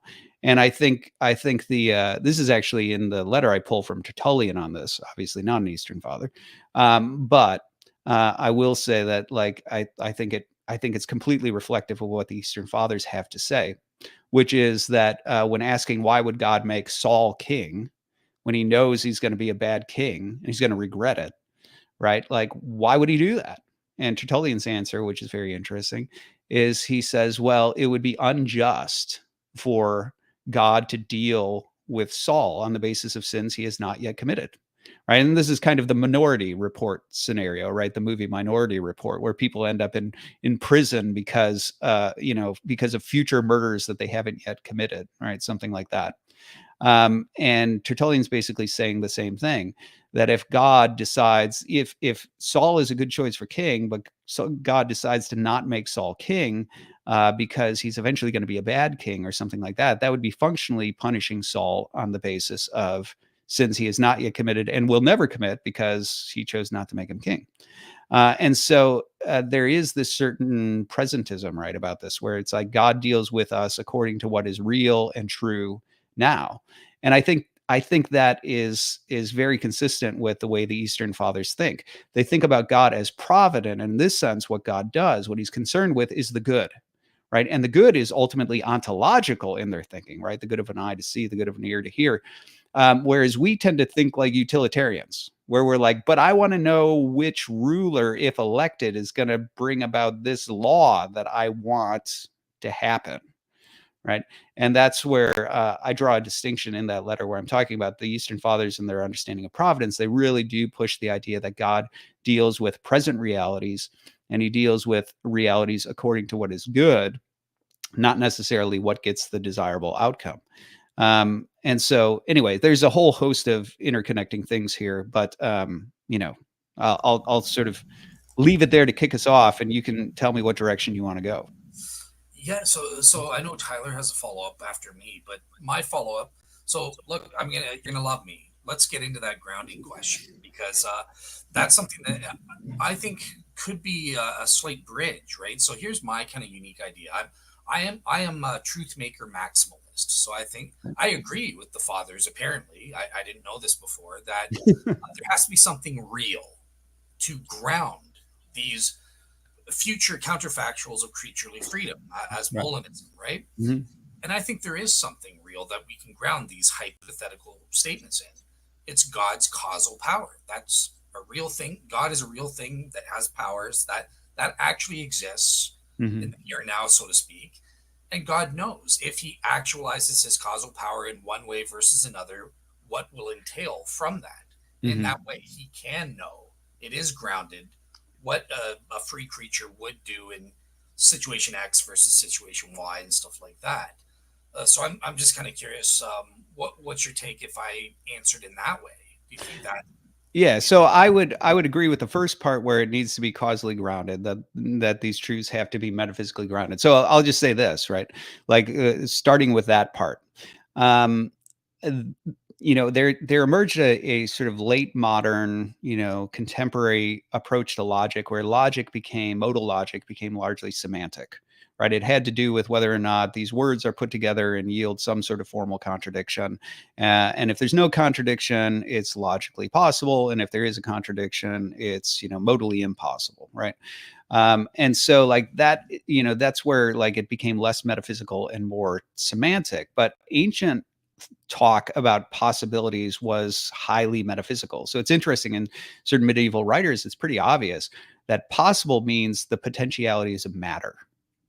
And so like basically if you're talking about, unicorns, what grounds the possibility of unicorns? On the one hand, yes, the question of whether there's an inherent contradiction and therefore God could hypothetically bring one about.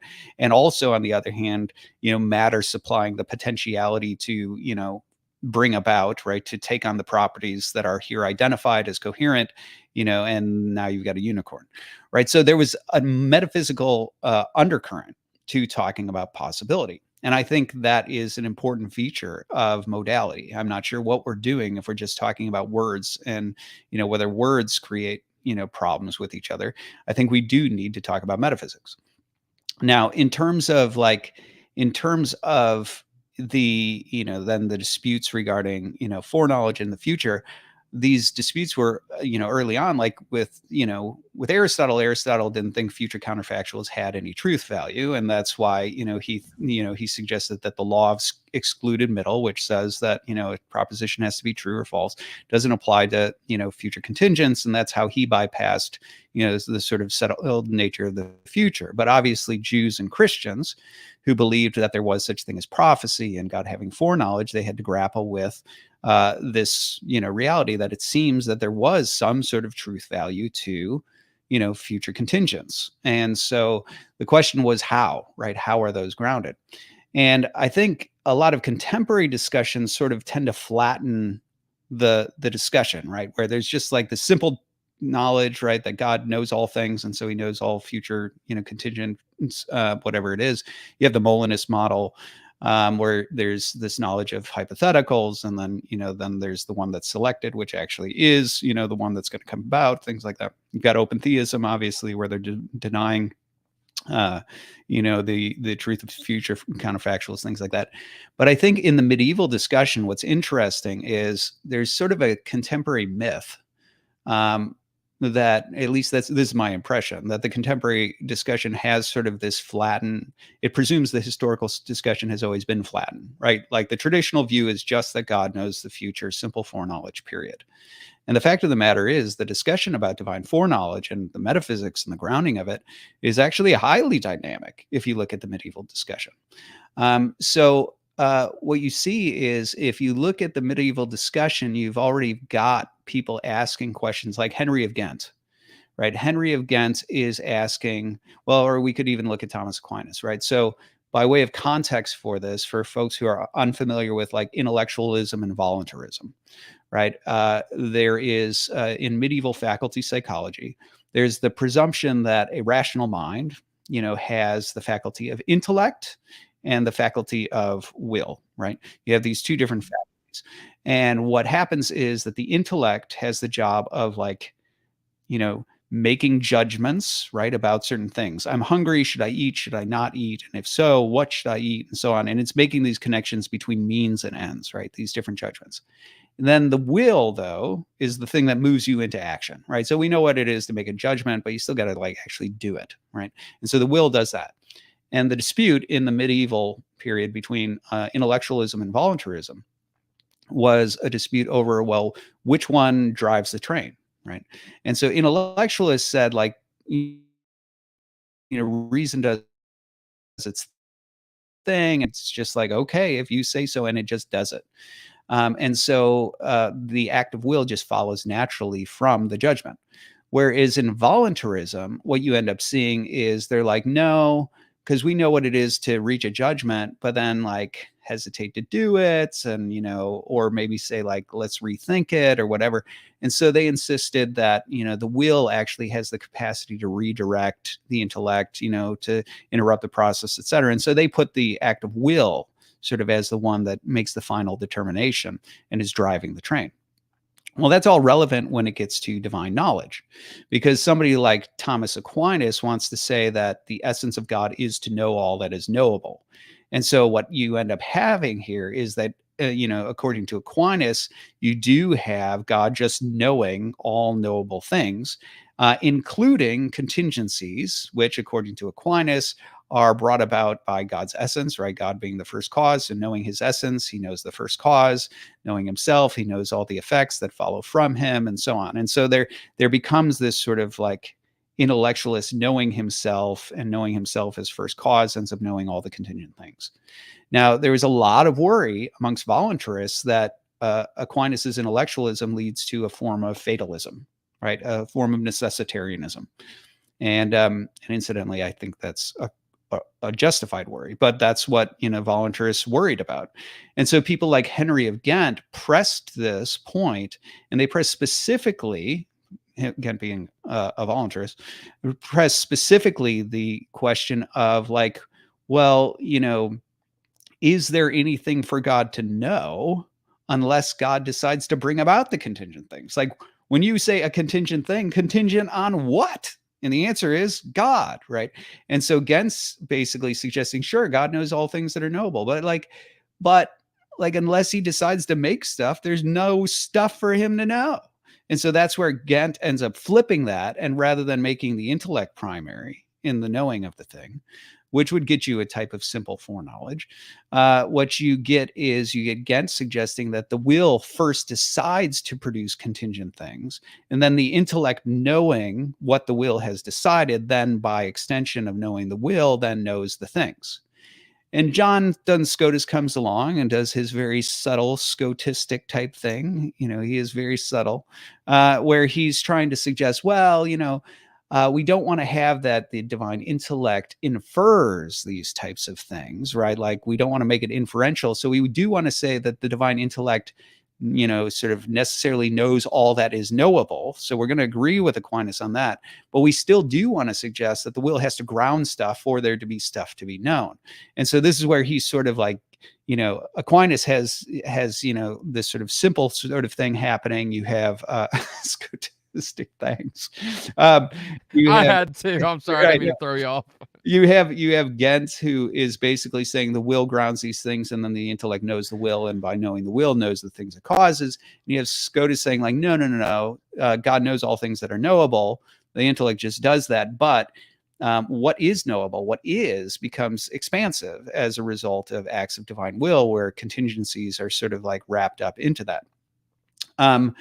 And I do think Scotus, sort of in doing that, he does offer the groundwork for, what you eventually get with Molinism, right? Like, Scotus is not a Molinist, right? Obviously, but I do think, because he introduces these sequences of divine thought, right? Instances of nature. So if you've ever heard of like the divine decrees, right? Where God decrees this and then this and then this, even though it's not a temporal, like at this time he declared this and this time he declared this, right? It's more mathematical or logical.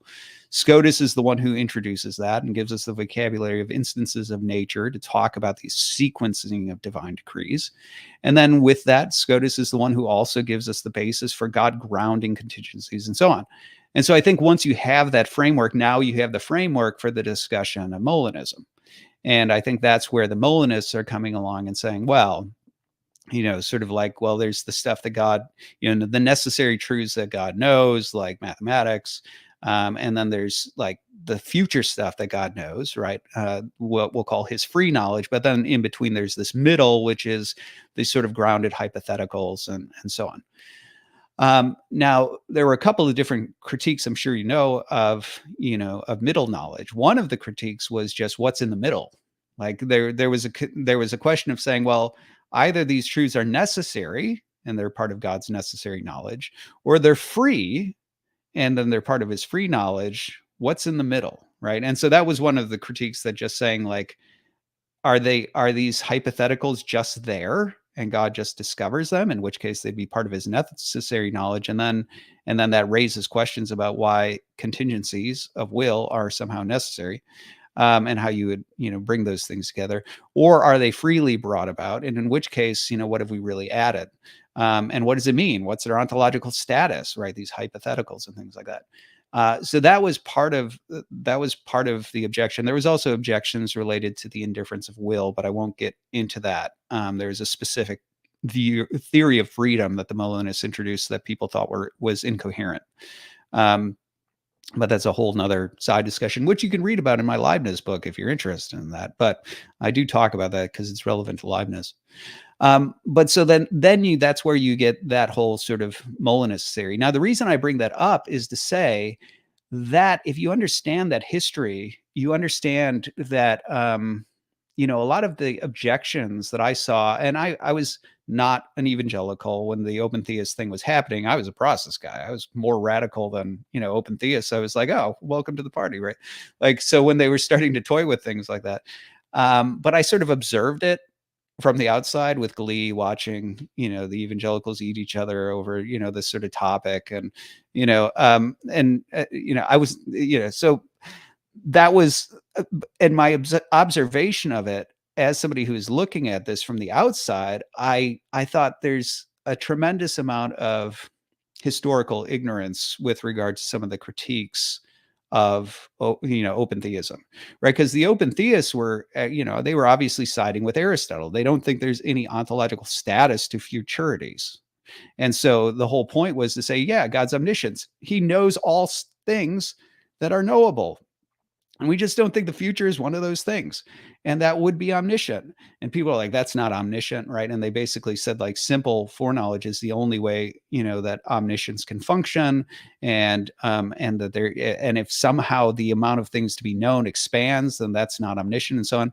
Well, historically speaking, that's not true at all. Like, yes, open theism was wildly innovative, right? Relative to historical Christianity.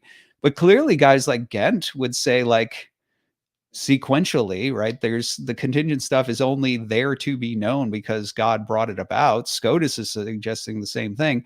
So I'm like, so there's complete precedent for the idea that, the divine intellect knows all things that are knowable, but what is knowable expands based on the will of God.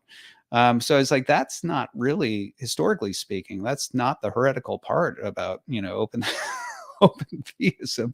That's a perfectly acceptable answer.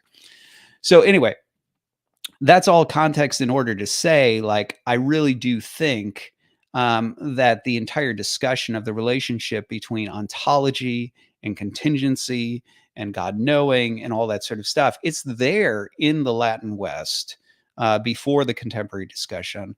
And you do have analogs within there. Like, there's certainly premises at work in certain thinkers that do suggest that, well, God only knows this thing because he's willed it to be a thing. Right. So even though that may be shocking to hear that from the Eastern Church Fathers, there are Western analogs for saying that sort of thing. That's not, outside of the bounds of, the broad Christianity in terms of context. Now, the issue that I have, though, with the Molinistic solution is actually the second half, right? So I don't have a problem with suggesting that God's knowledge is of things that have some sort of metaphysical or ontological grounding. Don't have a problem with that at all. Fully in favor of that. Don't have a problem at all with the idea that somehow that grounding might proceed from the divine will. Absolutely, it has to proceed from the divine will. All for, that. The issue I have is that Molinism, I'm not sure what the thing is that God knows. And so we can sit here and we can talk about hypotheticals and knowing what the being would do within a certain hypothetical situation. But here's the thing, we're self-determining beings, right? And so there really is a subject-object relationship going on within foreknowledge, where God genuinely does. So when you look at John of Damascus's point regarding the damned, right, he's not saying that he knows that hypothetically, if he makes this guy, then he would do this in this scenario. What he's saying is, He only knows this guy because he makes them. And even though he could choose otherwise, he chooses this way, and God knows that he chooses that way, but he could have done otherwise. And so my fear is that the Molinist model ultimately, even though it's meant to preserve contingency, actually undermines contingency. Because what you have is you have like me not choosing and then my choice being known. My choice, which could be otherwise and, would be otherwise if I chose otherwise and so on. You don't have God, sort of like what you have is, if God makes me, I choose this way, right? And I know we can slap the word on there, contingent and things like that. But part of the issue is in Molinism, where you're talking about a hypothetical being, right? You actually don't have me self-determining, right? There is no object there that is self-determining. So what you have is you have a hypothetical being in a hypothetical situation that within that hypothetical situation does this, which sounds actually highly deterministic, as if it follows just from the predicates applied to the subject within this context that this act follows, which would violate libertarian freedom. I'm an advocate of libertarian freedom. The Eastern Fathers are advocates of libertarian freedom. So what I think is necessary to the equation of divine foreknowledge actually is the act of self-determination. And in order to have me performing the act of self-determination, I have to be. And so the problem I have with Molinism is the fact that you don't have beings self-determining and God knowing them. You have hypothetical beings in hypothetical scenarios that then hypothetically perform certain deeds. Whereas with the Eastern Fathers, they have a much stronger view of self-determination, that God makes me not knowing how I will self-determine because it's genuine self-determination.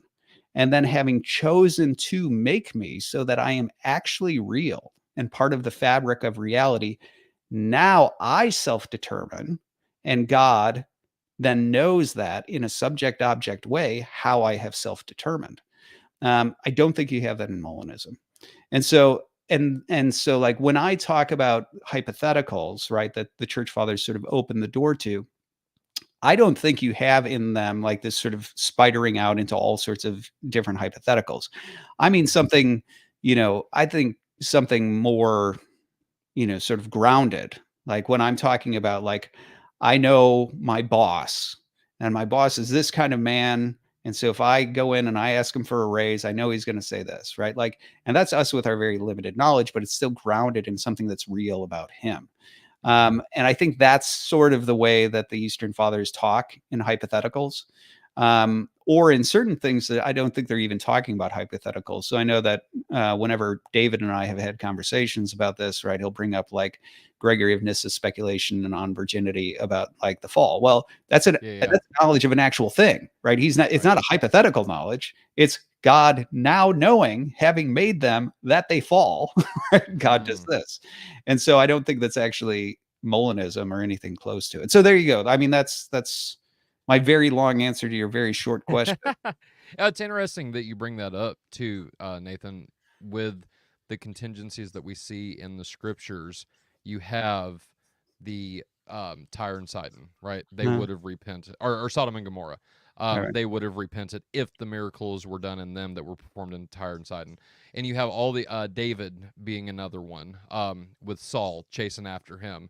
Will Saul and will the people of Keilah turn me over? Yes, they will. Even though that doesn't happen, there's still contingencies there based on real people that God knows. And so that's interesting. But Dale, I know you had a follow-up, so go ahead, brother. Yeah, I'm just sort of curious. So you were kind of talking about the divine intellect and the divine will and how those play off each other and that sort of thing. So I'm just kind of wondering, under like open theism or dynamic omniscience, whatever position there, some people take what's called a doxastic voluntarist position, right? You can, at least in certain circumstances, you can choose whether to believe something or suspend judgment or something like that, or you can choose to disbelieve something or suspend judgment. So let's say, obviously with God, I think under open theism, he could have knowledge about the future, at least on a degree of knowledge, right? Like maybe infer something statistically or something like that. And that's how he makes prophecies and stuff like that. That's what, at least that's what I've heard from other open theists and dynamic omniscience proponents. Right. So I'm just kind of wondering if say God has a degree of knowledge about some future proposition or something like that, or future fact, but it's within the agnostic range. Let's say he's only 55% confident, just for the sake of argument. And if doxastic voluntarism is true, he would have a choice. That means he could either believe it or not believe, or just abstain, suspend judgment type thing. Wouldn't that would have some problematic implications? I think, you know, if God can just choose to believe it or not. What's your take on something like that? Well, so I'm not an open theist. Just to be clear about that one, I do think the Eastern Fathers, and I do defer to them on these things. I do think they believe that God has knowledge of the future now, but the future is a real thing as opposed to like hypotheticals being things that are not necessarily real. But I'll come back to that. Back when I was a process philosopher, one of the ways I handled hypothetical knowledge is I did show that there were, I always liked using Feigenbaum's constant. So in mathematics, there's an f of x equation called Feigenbaum's constant, where no matter, you know, what you plug in terms of the infinite number of numbers, like you can put behind this decimal, no matter what you plug in, the f of x equation will always stabilize at a certain point. So despite the infinite number of variables, it converges. And I was like, see, there you go, right? Like that's a good illustration of the possibility that you could have infinite variables, but still a certain outcome of a certain kind. And so like, I'm open to the idea that there are those sorts of things. Now, if I'm understanding your question correctly, though, since it's directed at me, who is not an open theist, right? You're raising the question of when it comes to hypotheticals, is it problematic that, let's say, God is reasonably certain, right? Can we speak in ways where we say it's reasonably certain that this might happen, right? But it doesn't happen, right? Or something like that. Is that somehow a blow to omniscience or something like that? I think there is actually a certain sense in which that's true, that God does operate in that way. That there are moments where God doesn't know the outcome until he has a grounded outcome. So I would point here to a couple of things. Now it's not in an open theist way. So I'm gonna point out the passages that open theists love, right? But I'm gonna explain how I, from an Eastern patristic perspective, understand those. So one of those is the testing of Abraham, right? And it's a very strange passage if you've got simple, foreknowledge, and add to simple foreknowledge, hypothetical knowledge, that God says, well, now I know that you love me, right? Because, you did not withhold your son from me, right? Like, what on earth does that mean within that framework? And then, there's also this other thing, right? Where I believe it's in Isaiah, where he talks about how he had hoped that after he would do all these things, that Israel would return to him, and they didn't. Where it's like, how the flip does that fit it with? And, a framework where you have simple knowledge, including of hypotheticals. I think the Eastern Fathers, on the other hand, offer a way of having foreknowledge and understanding those passages. Because if the insistence is that God knows things that are, right, that the things have to be grounded, right? It's not that God has a hypothetical knowledge, let's just say, of, Richard, right? There's this guy, Richard, who ends up damned. And it's not that God has, before making Richard, he has this hypothetical knowledge of Richard, and he knows if he makes Richard, Richard will be damned. But rather, as John of Damascus suggests, he doesn't know if Richard will be damned, because Richard has to make self-determinations that will determine whether or not he's damned. And so when he makes Richard, and Richard self-determines, God now knows that, as a result of that grounded reality, that Richard will be damned. Now, it's foreknowledge, but it's a foreknowledge that logically follows after the decision to make Richard.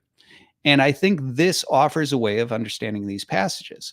So with regards to Abraham, the testing of Abraham, because God's knowledge of Abraham, yes, he has foreknowledge that Abraham will pass this test with regard to Isaac. But the only reason he has that knowledge is because he's chosen to test Abraham. So you can't have this sort of game where it's like, well, if I test Abraham, he passed, okay, I'm not going to do it anymore. Rather, the knowledge, the subject-object relationship between the passing of the test is rooted in the fact that God chose to test Abraham. So even though he knows that in advance, the knowledge itself is grounded in the test itself. So you can't actually remove it. And there is a true sense in which, as that reality comes to fruition, it's something appropriate and true to say, referring to that reality, that being the thing that God foreknew because it was real, is the reason God can say, now I know, right? And why do I know? I know because I tested you and you self-determined in this way. That's the only reason I know, right? And then I think similarly with Israel, it makes sense to say that God is going to make decisions and hope that those decisions will mean that they will self-determine. And then foreknowing that they don't, right? Like now he knows it, right? Because he's made the decision to do that. He now knows, since he's sort of pushed reality in this direction, he knows how they self-determine, and that hope is disappointed. And I do think you need something like that to make sense of Scripture. I don't think you need to get rid of foreknowledge. That's where I disagree with the open theists. I don't think you need to get rid of foreknowledge in order to have that. But I think the open theists are quite right to point out these aspects of Scripture that are highly problematic within certain models, models of divine foreknowledge. Awesome. Thank you very much. And thank you for steel manning my question. No problem. Over to you, Tyler, for your follow-up there.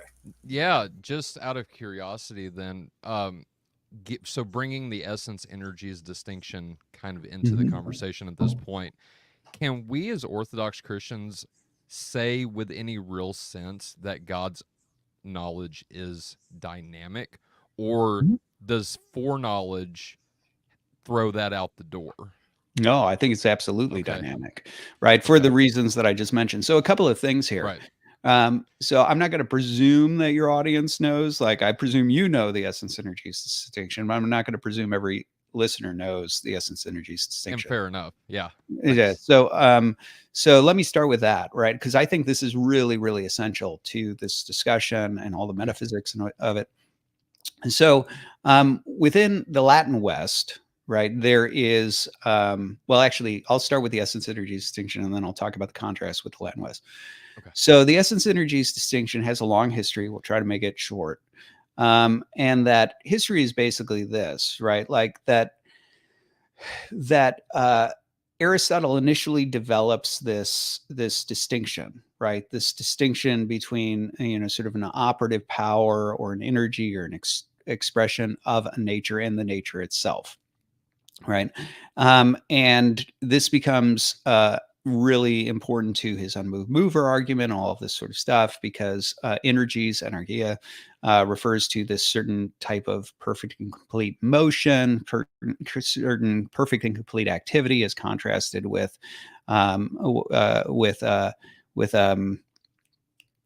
kinesis, motion, right, which is imperfect and progressive and so on. And so this is sort of how Aristotle ends up developing this, largely in order to explain how he can have an unmoved mover, right, a being who is perpetually moving things but himself not mutating and so on. And so that's how he develops it. But then in Alexandrian Judaism, it gets drawn in, and it gets further developed in uniquely Judeo-Christian ways related to divine freedom.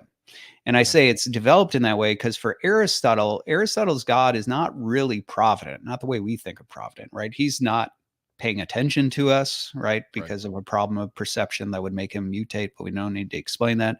He's sort of moving all things into being. And there's a sense in which we're almost just an appendage of God, right? The way matter sort of just continually mutates and moves.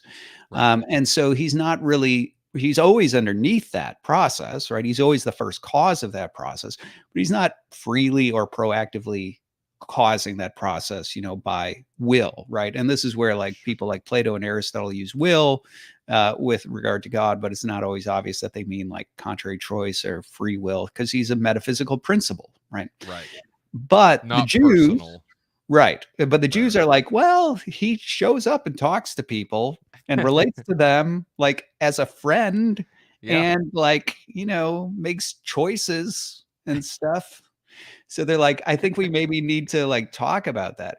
And so this is where, even though Aristotle had a metaphysical distinction between essence and energies, he didn't use that with regard to God. So in his metaphysics, he actually says God's essence is energia, right? So like, that's what he says. He's just pure energy, right? Like that's all he is, right? He's just moving stuff. Like that's all he is. Whereas Philo recognizes like, no. There actually is some sort of distinction here. And he draws this out. He highlights this in the whole instance with Moses, where he's like, show me your face. And no one could see my face and live, but, I'll put you in the cleft of this rock and, you can see my back and all of that. And Philo suggests, well, there's clearly some aspect of God that we can't peer into, right? No man could see his face and live. And this is what he identifies as the essence of God, right? The sort of fullness of God. But there are the energies of God, which is his back, which we can sort of peer into. And so that's where you start to get that type of distinction. And over time, the way this develops in Alexandrian Judaism and then in early Christianity and people like Paul, who uses that concept a lot, and then into the Eastern Church Fathers beyond that, what you really get is you get this sense of there is the nature of the thing that is sort of hidden away from us, that we can't really look into. And then there is the articulation or the expression of that thing that we can access, right? And so there's any number of analogies we might use for this. Are either of you guys musicians? You are? Okay. A bass. Okay. So like we could sit here and we could say, okay, so Tyler, I'd be like, Tyler's a great bass player. He's got all this creative bass activity, creativity deep within him. And the thing is, if somebody doesn't know what bass guitar is or what music is or what creativity is, like they'd be like, well, I'm hearing those words. But I don't know what that means. And I can't peer into Tyler's chest, like to see the abstract creativity bass skills that are, they're ontologically real, right? They are there, but I can't look on them. And so the question is, how would I ever access them? And the answer is, well, Tyler would pick up a bass and play, right? And so now what would happen is that is now being articulated. And through that articulation, I start to get a sense of what it means that you have musicality, that you have skill sets, right? That you have creativity, because it's now being articulated. And so it becomes in some ways accessible. But that articulation is not the whole of the thing, right? Because you might play one type of thing that's very sort of moody and laid back, and you give us a smooth jazz bass line, I don't know, whatever it is. And we'd be like, okay, and that gives us a glimpse. But then all of a sudden you start playing funk. And we're like, oh, that's a totally different thing. I wouldn't have gotten that from the other thing. And the reason is because those articulated, instances of it are giving us access to it, but they're giving us access in the sort of finite, articulated, limited, expressive sense. Right. We're not still getting the thing that's behind it. We're understanding more of what's behind it. Right. But the extension of it, the procession of it, the articulation of it is its own sort of distinct ontological reality, an extension of it to be sure, a manifestation of it to be sure, but it's not that thing in and of itself. Right. We might think of it also in terms of mind, right? Like you have mind, and I could, if I were some alien who came to this planet, I was like, okay, there's a bunch of animals. Are any of them rational? Right. Well, how would I know? I can't peer into your skull and say like, oh, there's the mind. Right. Even if I opened up your skull and saw a brain, I'm not seeing your mind. Right. And so the thing is, what I need you to talk. I need you to start to reason. I need to start to see instances that you understand morality and have free choice and things like that. Those are the things where now it's starting to manifest energetically. Right. It is articulating or expressing itself. And so this is the basic distinction, right? The abstract nature, the wellspring underneath it versus the thing that comes out and articulates that. And I think this is really important to a variety of things, but But this is really sort of how they understand the essence energies distinction, that the divine nature is one thing, but then all of those different energetic expressions are a different thing that sort of start to unveil God to us in finite articulated ways. Now, there's two things here that are really important. And I'll start with the one I would typically go to second, but in this case, the first one is actually more relevant to our discussion. So one of the things is, because the energies were seen as, substantial, right? They are ontological. They are not just descriptors of something happening, right? They are actual ontological extensions of the essence itself, processions, right? Energies, things like that. The things around God, the works of God that precede creation, all these are different terms that they use, the Eastern Fathers use to talk about the essence energies. There's also a sense that they are somehow communicable, or some of them are communicable. And so one of the favorite analogies for the essence energies distinction and the communication, right, the communicability of energies was like fire and metal, right?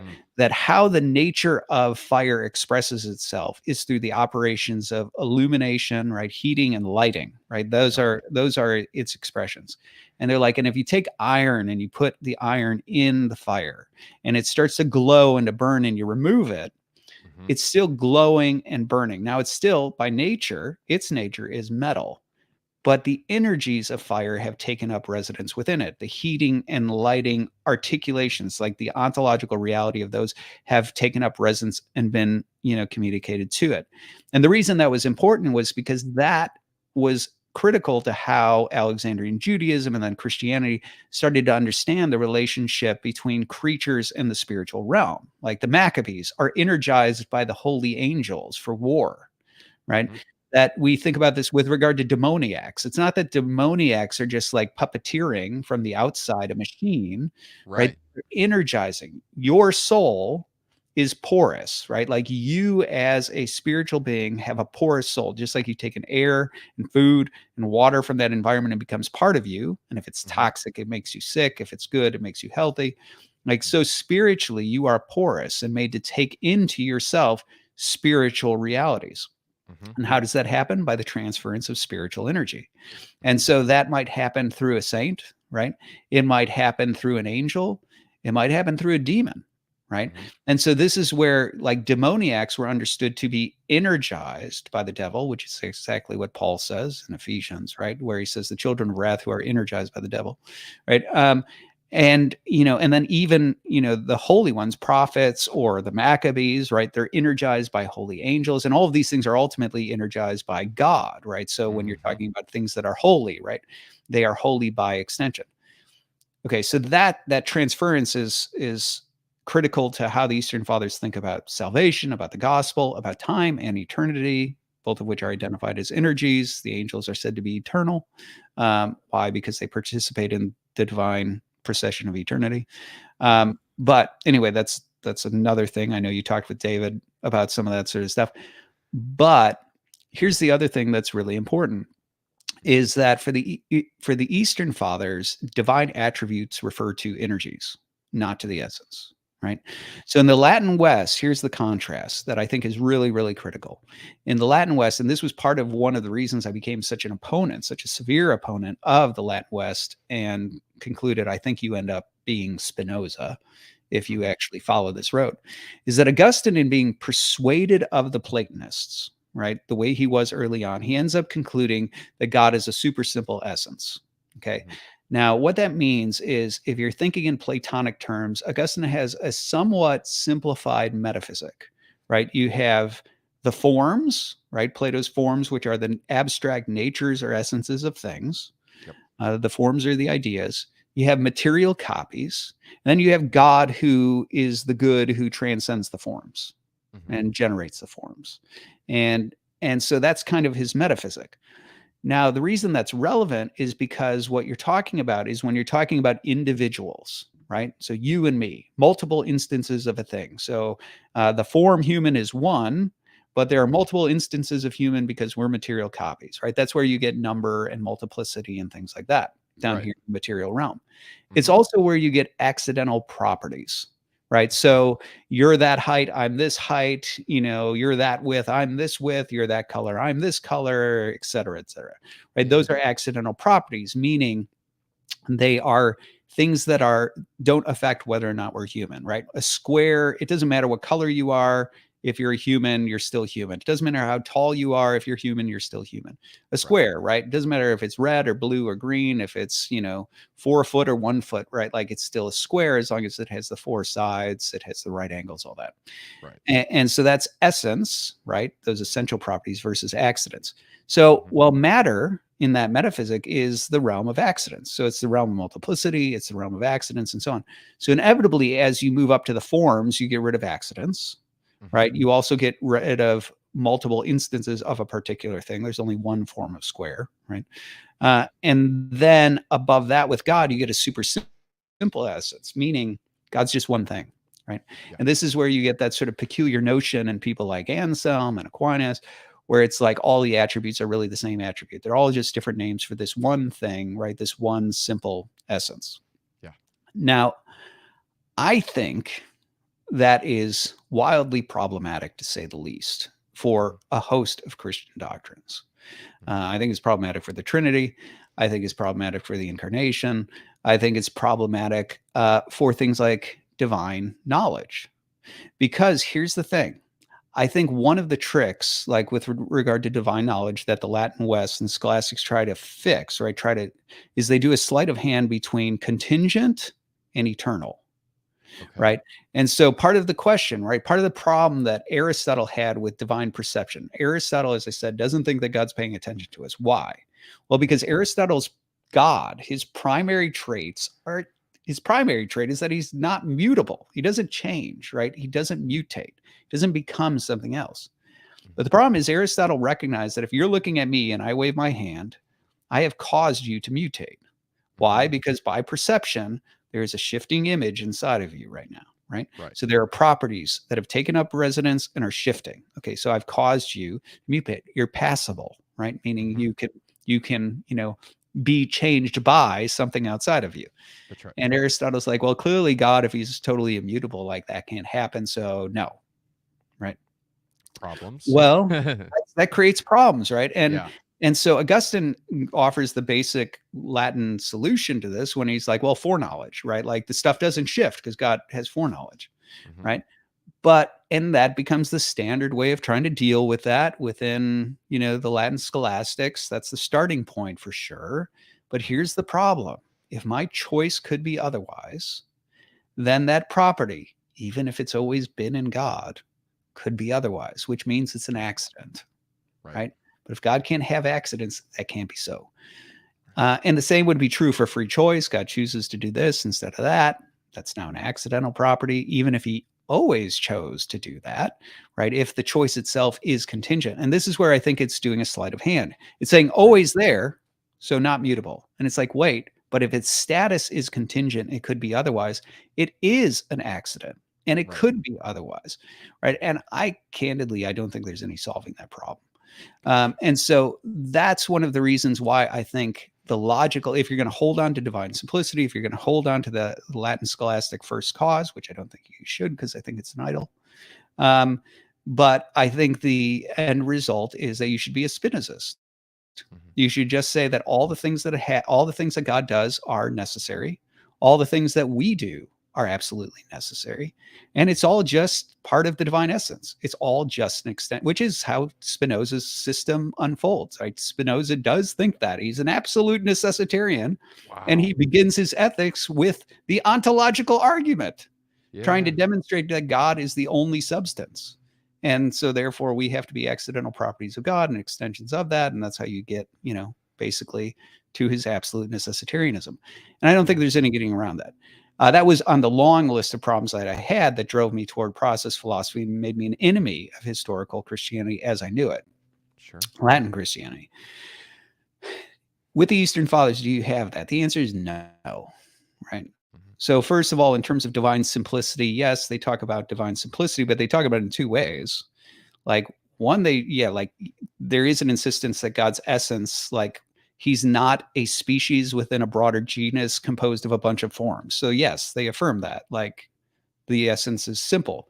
But first of all, they don't suggest that the essence is the total of who and what God is, right? So Gregor of Nyssa in Contra Eunomius is like, yeah, the essence is simple, but there's like several hypostases.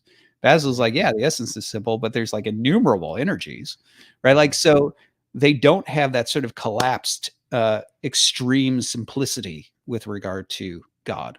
Also, simplicity is identified as an energy of God.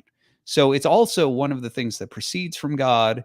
And then it's one of the things we're supposed to become. We become, according to Pseudo Dionysius, right? We become simple by participation in God's energy of simplicity. Well, clearly that doesn't mean we cease to have organs or something like that. So what does it mean, right? So simplicity is clearly not the sort of metaphysical collapse of God into just pure essential properties. Right. And so what you end up seeing, though, is then the attributes of God are dynamic, wildly dynamic. They are free expressions of who and what God is. And so they do ascribe choice to God with regard to making the world, right? They actually do in this, as I've described in foreknowledge, have a dynamic form of knowledge where what is and what is known as a result of what is something that is dynamic and is rooted in God's own free choices, which could be otherwise. So I think one of the best ways that I have, of sort of expressing what this looks like. Well, before I give that, let me just say, so what that means is rather than like omniscience, meaning that God essentially is a knowing being, and that's another name for also omnipotence, where he's also all powerful and so on. Yeah. For the Eastern Fathers, God's omniscience of the things that are is an activity. He chooses to make things, and in making those things knows those things. Yep.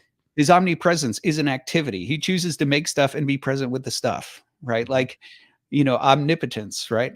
He rules over the stuff, right? Like all of these things are names of the divine energies that God actively does. Justice, he executes justice, right? Mercy, he executes mercy, right? We're not naming divine attributes of some essence, right? Right. We're talking about the divine energies, things that God actively is. And now in terms of on the metaphysical side of saying, like, the natural question would be like, well, doesn't that mean God mutates, right? Because that's always the Latin scholastic worry. Right. I think the answer is no. Because Eastern Fathers do clearly say that God is like atreptos and analeotos. Like they say that, right? And in case you don't know those names, like treptos refers to turning. And this was a term used for moral beings where you can turn away from the good and become evil, right? And so their insistence that God is atreptos. He can't turn away from the good. He is the good, right? And, and then the aleotos, right? Where you become something other than what you are, right? And so like, so he's analeotos, right? Where he can't become other than what he is, right? So they are insistent on that. But at the same time, there is a dynamism to that. And I think one of the best ways to think through that metaphysically is the distinction between what Aristotle calls first order potentiality and second order potentiality. So Aristotle goes through these sort of, different types of actuality and potentiality. And in general, folks tend to be familiar with potential and actual, right? Like I have within me the potential to learn the piano, but it's not a realized potentiality. And so if I start taking lessons and I learn and I practice, I will somehow actively cultivate that and nurture that potential into actuality where I can now play the piano, right? That sort of thing, right? But that's not the only form of actuality and potentiality that Aristotle talks about. So he talks about the difference between first order potentiality, which is what I just described, which moves into first order actuality. But he also talks about second order potentiality, also, that moves into this, sort of second order actuality. Now, the reason that's important is because there is an overlap between actuality and potentiality at that fulcrum, second order potentiality and first order actuality. There's an overlap. So what does this mean, right? What this means is basically this, right? You, Tyler, right now have the capacity to speak English. You do, but you're not using it in this moment. But the fact that you're not using it doesn't mean that it's not actual or real, right? And now if you choose to speak, right, and you say some sentence, right, whatever it is, that second order potentiality becomes actualized in articulation. But unlike in learning to play the piano, nothing about you has changed in terms of like the ontological makeup of you. You were a speaking being and you still are a speaking being while you speak, right? And so not every potential to actual realization is a mutation, right? Some of them are just mere articulations or expressions of things that are real, right? A pianist who isn't playing is still a pianist. And then when he plays, that articulation of that, is not making him into a pianist. It's an articulation of what he already is. Yeah. Now, obviously, in the analogies, these always break down because you and I are also organisms. So there's moving of tendons and neurons and all that sort of stuff, which doesn't apply to God. But I do think that second order, potentiality is the right sort of way of thinking about the divine energies. Because the fact of the matter is, like the divine energies, God doesn't become wise when he acts wisely. He doesn't become just, right? Like justice and wisdom and mercy, his creative power, all of those things, those are articulated here. He doesn't become that. Those are articulations of things that are true about God. Nonetheless, there are free choices being made. He didn't have to make this world, right?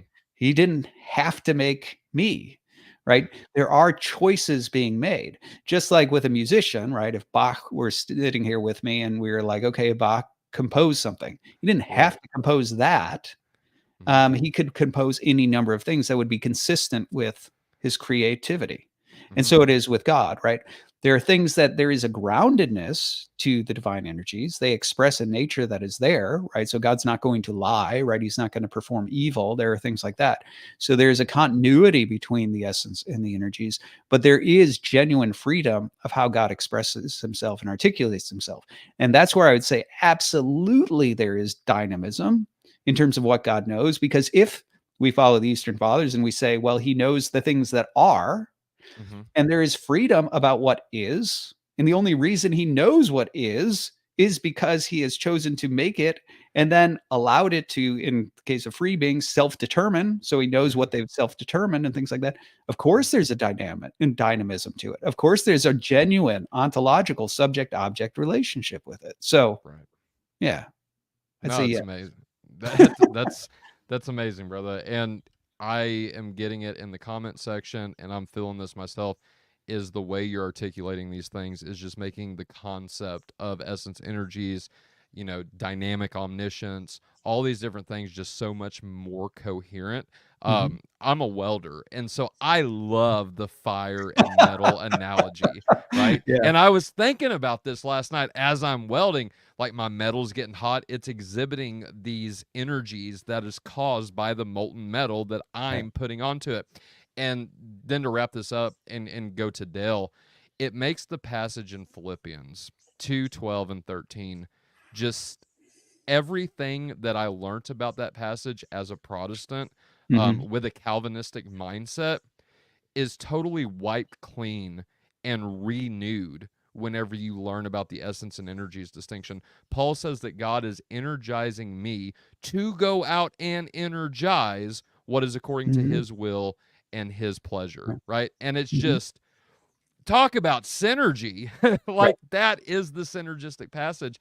And for God to, give that to us, it blows my mind just thinking about it. Like, this is what it means to co-participate with God. But just on that before Dale jumps in. I think there's also, and this has been a big interest of mine, I'm planning on doing a book on Providence related to this, but I've already done some Substack letters related to Providence. I think this also opens up a very important feature of the dynamics of Providence, and a very dynamic Providence, because you brought up the issue of synergy, right? In that passage, one of the things that I like to do to sort of convey the nature of synergy is to take the fire metal analogy, but rather than just making it iron generic, right, make it a branding iron. And the reason is because let's say we have this branding iron, we put it in the metal, or we put it in the fire, it's glowing, it's burning, we bring it over to the cow, we brand the cow, right? How distant from that cow does that fire feel? I'm guessing it feels pretty close, right? Yeah. And if you ask the question like, well, which one's burning the cow, the fire or the metal? And the answer is both, right? Like the metal genuinely brings that fire to the cow, right? It is being burned by the fire. And yet the metal is not immaterial, like to the event, right? Partially because it brings it there, but also because it even shapes how it's articulated. The very fact that the fire burns in that shape is a synergistic act. The metal bringing it near and producing the sort of shape that the burn is going to take, and the fire producing the energies that ultimately do the burning. And that is the dynamic nature of synergy, where it's like, look, this is part of how the inspiration of scripture makes sense. Why is it that when God inspires Paul versus inspires Peter versus inspires John, it sounds different? Well, because they're different instruments, right? But yet they are all being like it's all synergistic. He's energizing all of them. And the reason I think this is really important to Providence is that I really do think modernity has instilled in a lot of folks, and I think it's taking its cues from scholasticism, medieval Latin scholasticism on this, where Providence is God has blueprints, right? And he's like, okay, here's the blueprint I'm going to do. Here's the pathway I'm going to take here, et cetera, and decreed, now let the program run. And God is sort of outside as a programmer of the machine. But in the Eastern Fathers, and I would say in Scripture, I think what you actually see is God almost always, without exception, works in and through the machine. Right? Whenever God shows up, he shows up in an element. He shows up in an angel. He shows up in a saint. The divine glory, yes, the energies show up, right? There, rare exception, right? The incarnation, even the incarnation, he's going to redeem us. He does it by becoming a creature. He enters the organism as a member of the organism and things like that. And the reason I think that's so important is because I actually don't think Providence is primarily outside of the machine. I think it's inside the machine. I think it's inherently synergistic. And that's really important to understanding how God operates. The fact that rather than always looking around for God to sort of like show up as a third object in the room, right? Or him to just speak around the stuff, that he shows up energetically present within, moving within. And then what that also means is Providence is inherently dynamic in the sense that God actually lets you and I shape how he is in the world. It's relevant to the problem of evil, because it means if we resist God, we literally shut off the valves by which the divine energies enter the world, right? This is why demons are so dastardly, right? They are supposed to be instruments by which they convey the divine energies to the world. They're ministering spirits, but they instead decide that rather than energizing, us, they want to eat us, right? Like that's, and so that's, they quite literally shut off the valve of divine providence within the world. And yet, and yet God, so Providence becomes redirected, right? Looking for those instruments that are, who is a man who will, cooperate with me, and looking for those instruments. That's also incidentally part of how mediator is understood within, the Eastern Fathers, where mediators are not people who stand between, but are conduits who channel, anyway. That's a whole nother conversation, but I'd just say, like, because you're talking about that sort of feature of Paul, I think it applies to problems of divine hiddenness, problems of the problem of evil. I think it should affect, how we think and live Christianly when we're asking, where is God and why doesn't he do anything? I think, anyway, so all of this sort of spills out into a host of other areas. Awesome points, because it gives, if you're not used to thinking about this way, it gives a whole new spin on Jesus is saying about, you do this to the least of my brethren in Matthew 25, you've done it to me. Right. And it's like what you just said in comparison to that, whole nother level. You know what I mean? So for those who haven't thought about this, go back, read Matthew 25, and think about the essence and energies distinction in this context. And I want to go do good right now. You know what I mean? Well, so, and it's also, and I don't want to take us down this road because this would be a whole nother conversation. I know David brought up the logoi of God, right? Yes. But this is, and that specifically relates to how the Eastern Fathers understand predestination. But the idea being that, like, God has a certain concept of what you and I as saints ought to look like. And that's the thing we've been predestined to, that we're supposed to actively self-determine in that direction. Right. But if we turn away from, it's corrupting. And that's actually how they interpret things, like when Christ says, I never knew you. What he's actually saying is, I don't recognize you. You are not the thing I made. Yep. You know, I know what I made. And you are not it. You made yourself into something else that I don't recognize. Ooh. Right. Yeah. Which is it's, you know, again, these sorts of dynamic providence features. Anyway, I love it. Okay, Dale, I'm sorry. I'm sitting here trampling on your time while you have like a burning question. No, yeah. I was just sitting listening, actually. I was finding it interesting. And my question basically is the last one on the list. And it's, I think you've kind of answered this throughout the show already, but just to kind of put a seal the deal, I guess, and make it extra clear. I'm sort of interested in your take, because it seems like modern philosophers are, instead of just coming out right and saying God is omniscient, they're wanting to qualify it, right? So, okay, well, God is omniscient. What does that mean? Well, he's got a maximal degree of knowledge, or God knows everything that can possibly be known.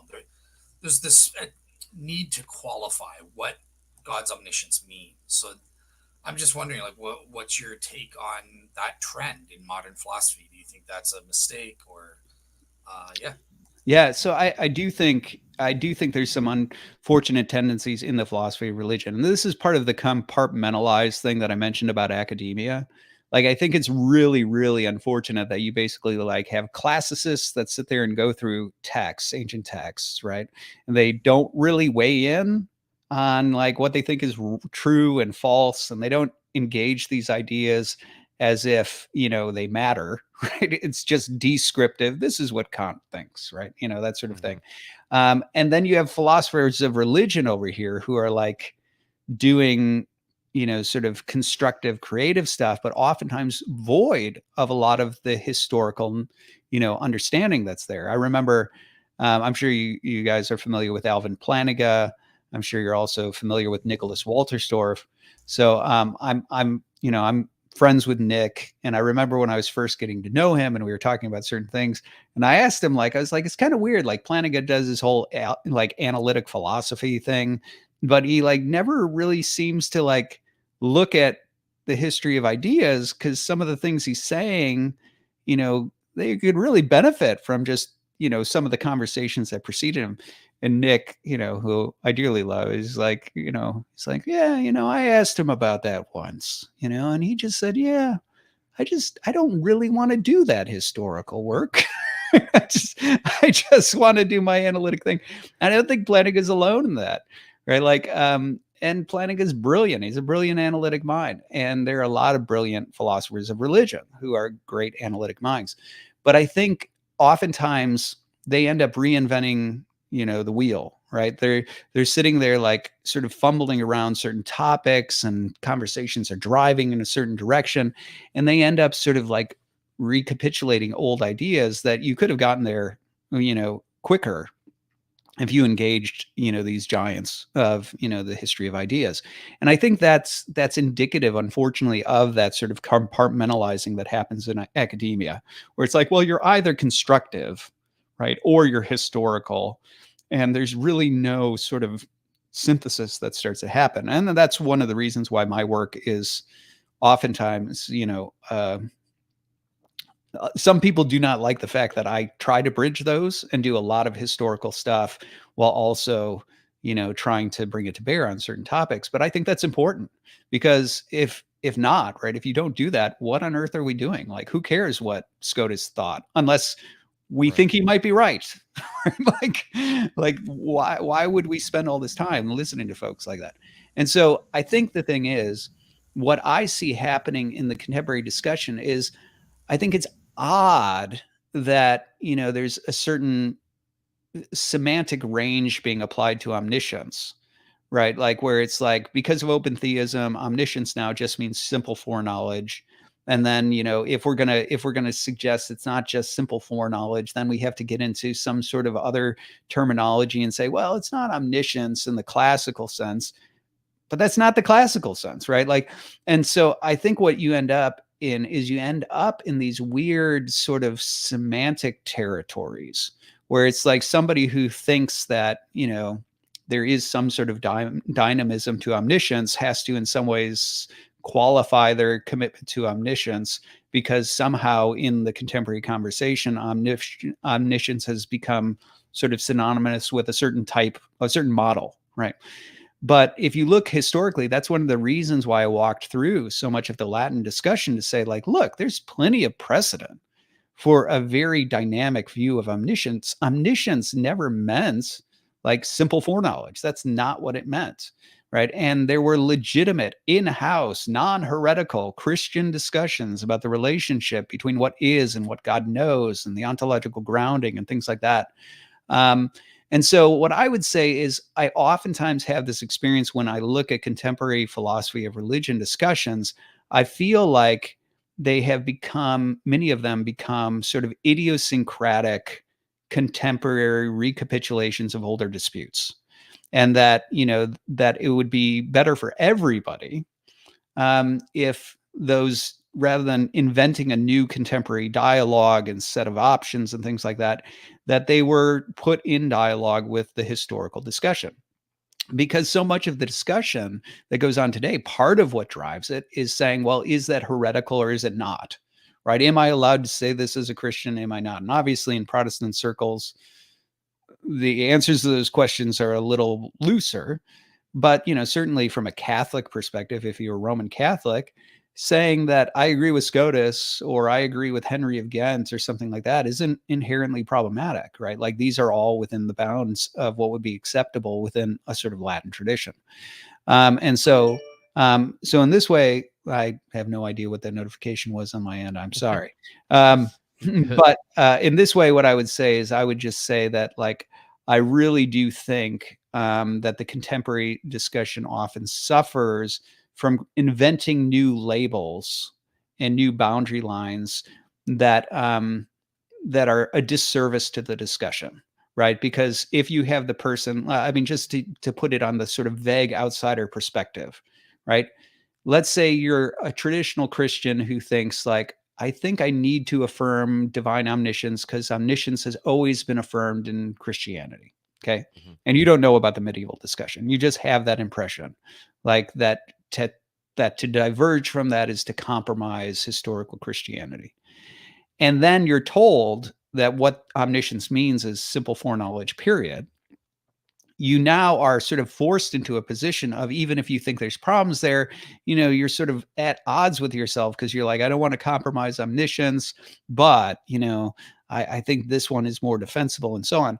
Whereas if it was really a question of what did Christians always think about God's knowledge, and you realize there's an entire discussion and you realize there's a whole host of, discussions going on about the underlying metaphysics and the ontology and all that sort of stuff, which is all in-house, all perfectly historically acceptable, then you can more easily engage those sorts of questions, those sorts of disputes, those sorts of options without, feeling untethered, right? Where you're just sort of floating in the ether with your own sort of philosophical mind trying to come up with solutions. So anyway, that's a very sort of long way of saying that I do think the discussions about omniscience are completely acceptable and a good thing to have. I just think they'd be better served by looking backwards more to history than sort of playing sort of detached, untethered sort of philosopher of religion analytic games, I guess. Gotcha. Yeah, I do agree. I find as well in academia that need to, you have to make this unique contribution to the field, right, stuff like that. That sometimes obscures, right? Like that would, okay, let's turn a blind eye to history. No one said this before, right. So sometimes it does hinder. I think like there's no need to reinvent the wheel if an idea is correct. Right. I'll copy them, give them the credit, and let's go on with that. Right. Truth is the goal. Absolutely. Awesome. Tyler, over to you. I see we have starred questions. We do. Dr. Jacobs, do you mind taking, we just got a couple audience questions. Okay. Yeah. Let's go for it. All right. I know we're running a little on time, but I didn't know how long you had or if you That's all got to right. go soon. Okay.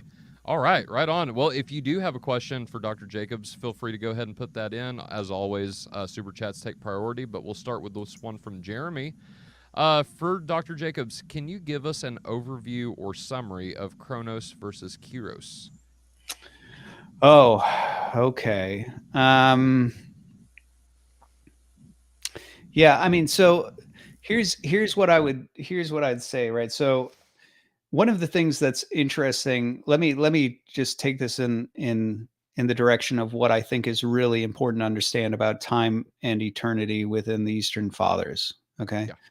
Yeah. One of the tendencies that happens, and I think David probably talked to you guys about this, that in the Latin West, there is this tendency to think of like there's time, which is a creature, right? Like there's time, that's the created stuff, and we move through it and so on.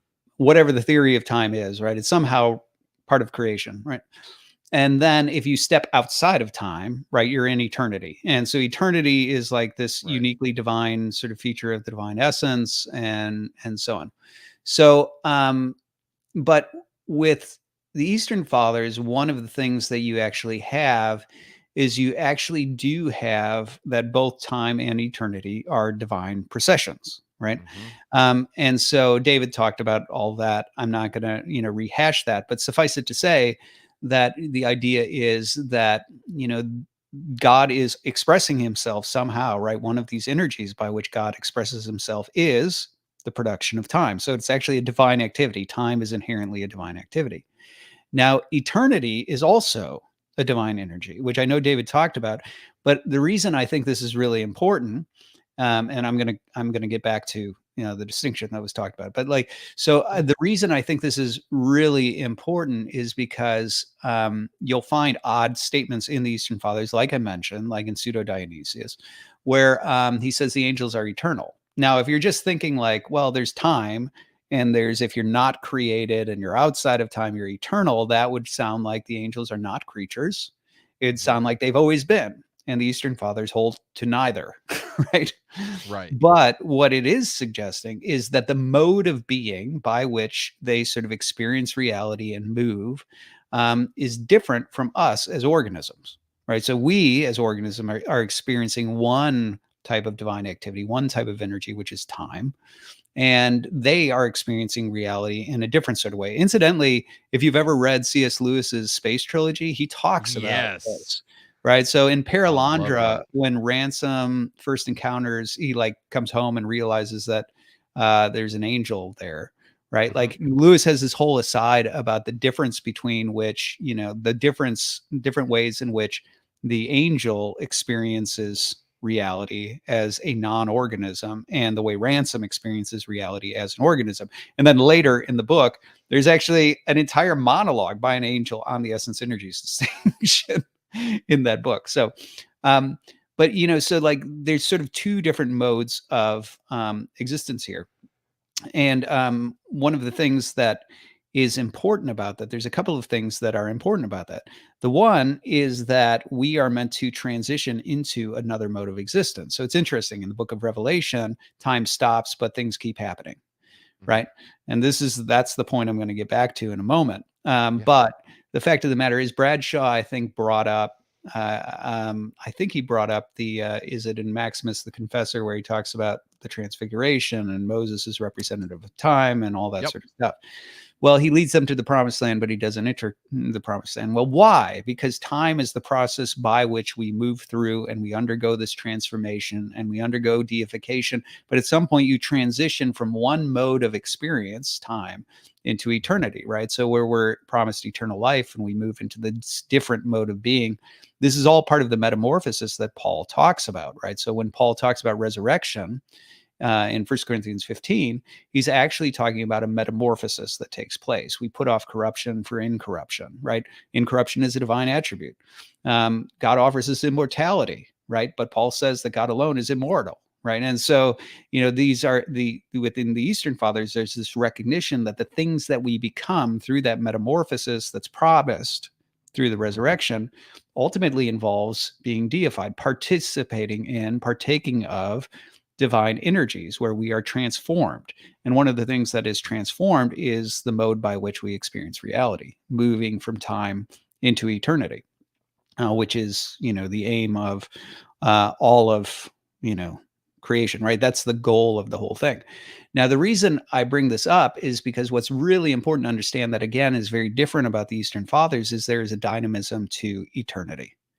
Right. So you see it. I mentioned that it's that how the basically the divine liturgy and the prayers and the hymnody all like factor into it.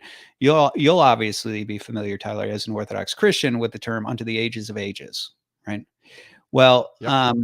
That is specifically related to the fact that the Eastern Fathers understand eternity to be sequential. So it is not static, right? And so this is one of the things that sometimes happens because of the influence of the Latin West, where it's like time is sequential, right? It moves along in this sort of way, right? But eternity is static, right? And that's why if you step outside of time, God just sees all that. Like you hear these things all the time, right? God sees it all at one time, and and it's all like all of his decrees are all there and things like that, and you get this almost static picture of what eternity is. That's not true at all in the Eastern Fathers. Eternity is highly dynamic and sequential, right? It has a chronology to it. And so there is a progression to it.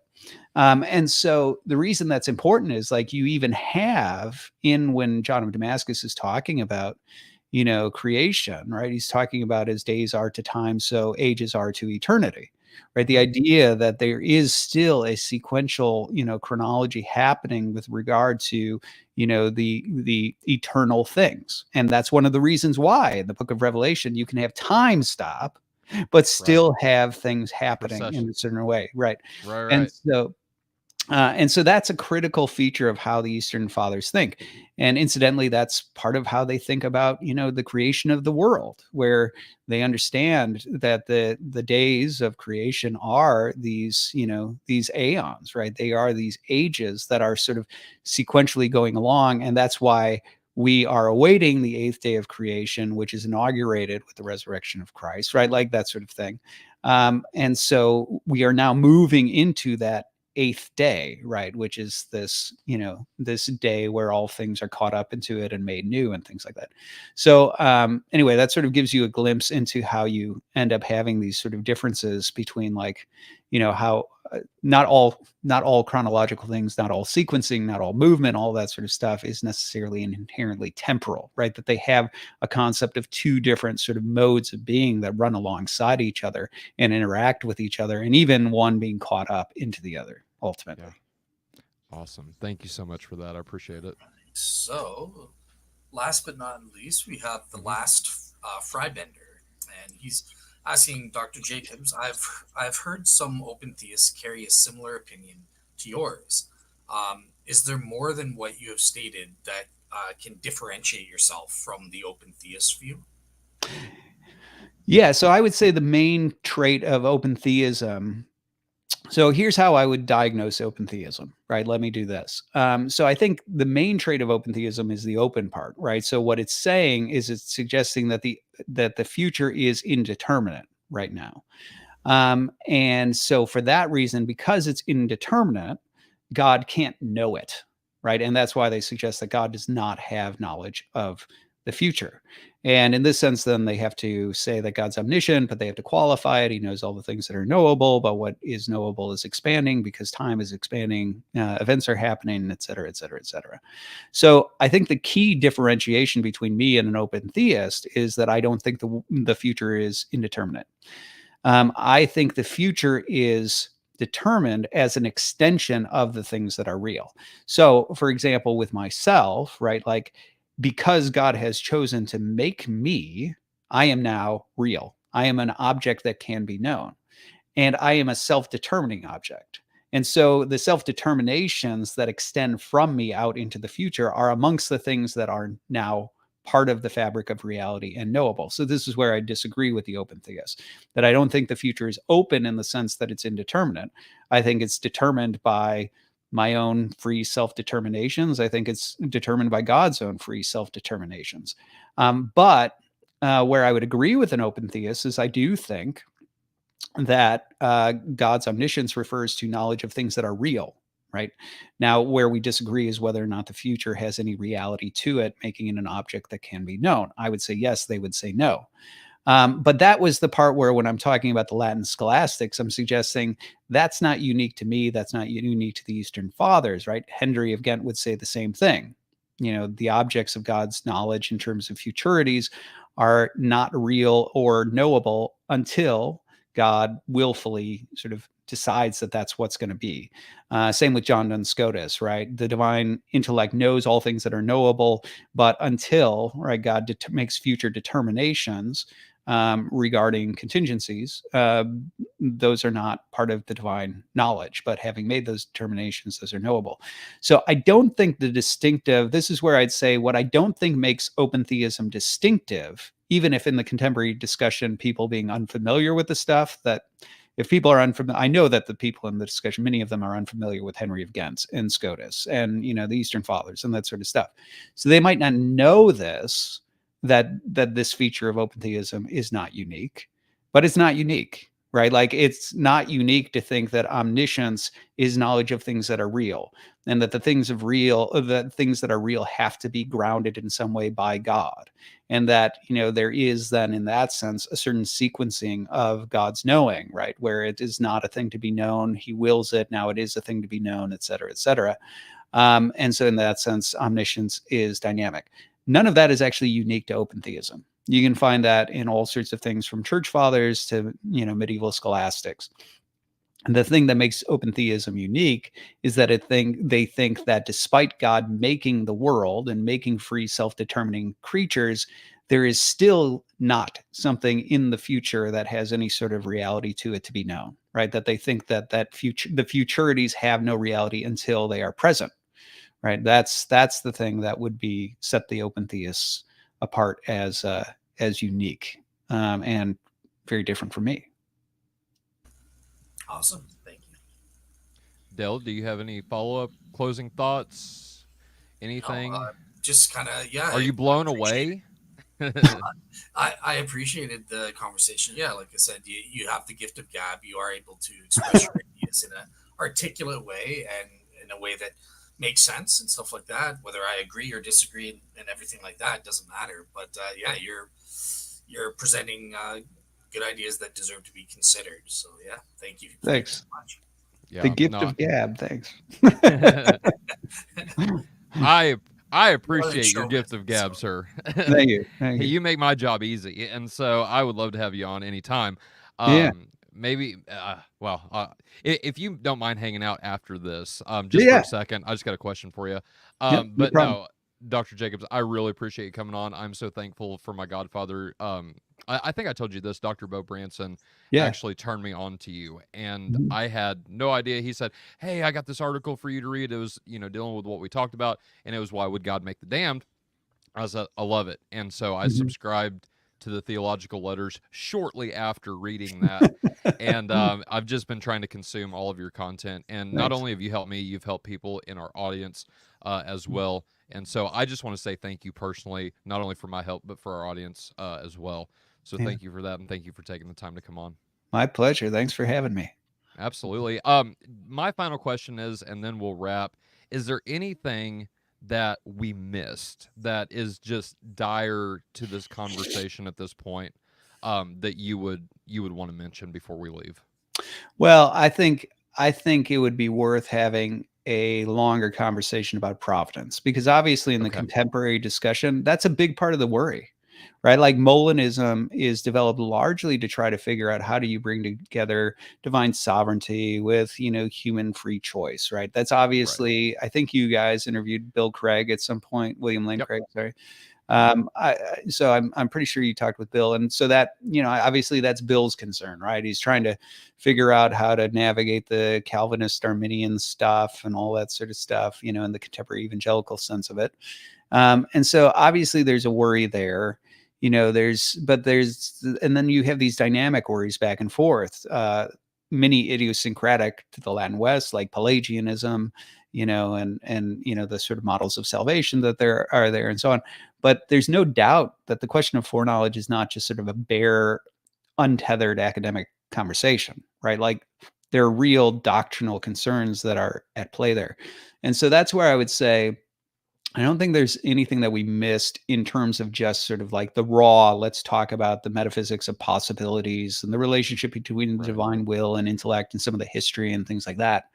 But I do think there's probably a lot more to be talked about in terms of providence, right? In terms of, what it means that God is, sovereign, that he is provident, right? Predestination, free will, these sorts of dynamic issues. I think there's plenty more to be said about that, because they obviously all of this has ramifications for that. So. Right. No, I think you highlighted that in this discussion as well. And so once you're done with the Amazon film, I would love to have you on for part 2 to discuss Providence. Happy to join you. Right on. Right on. All right. Well, Dr. Jacobs, again, a big thanks from my behalf. And I know David, my co-host who had to run, he appreciates you coming on and discussing this topic with us. It's been an interest of ours now for a while, as you can tell. And there's a few more people. I still got to get a simple foreknowledge guy on here that's strictly from a Protestant background to discuss that as well. But no, I really appreciate it. And for our audience, we are a little promoing now and plugging. But before I do that, where I know you talked about it a little earlier, I think at the beginning, if people want more from you, where can they find you? Yeah, well, so you can go to my website, nathanajacobs.com, and that's where you can find a variety of things. You can find I try to keep most of my I've fallen behind on this, but I used to post all of my academic articles and things like that. Those, by the way, hyperlink to academia.edu. So if you go to my website and you click on one of those, now you're in academia, where I've posted a lot of stuff. So that's where, if you really want refereed articles and things like that, the sort of high-end academic stuff, that would be a place to start.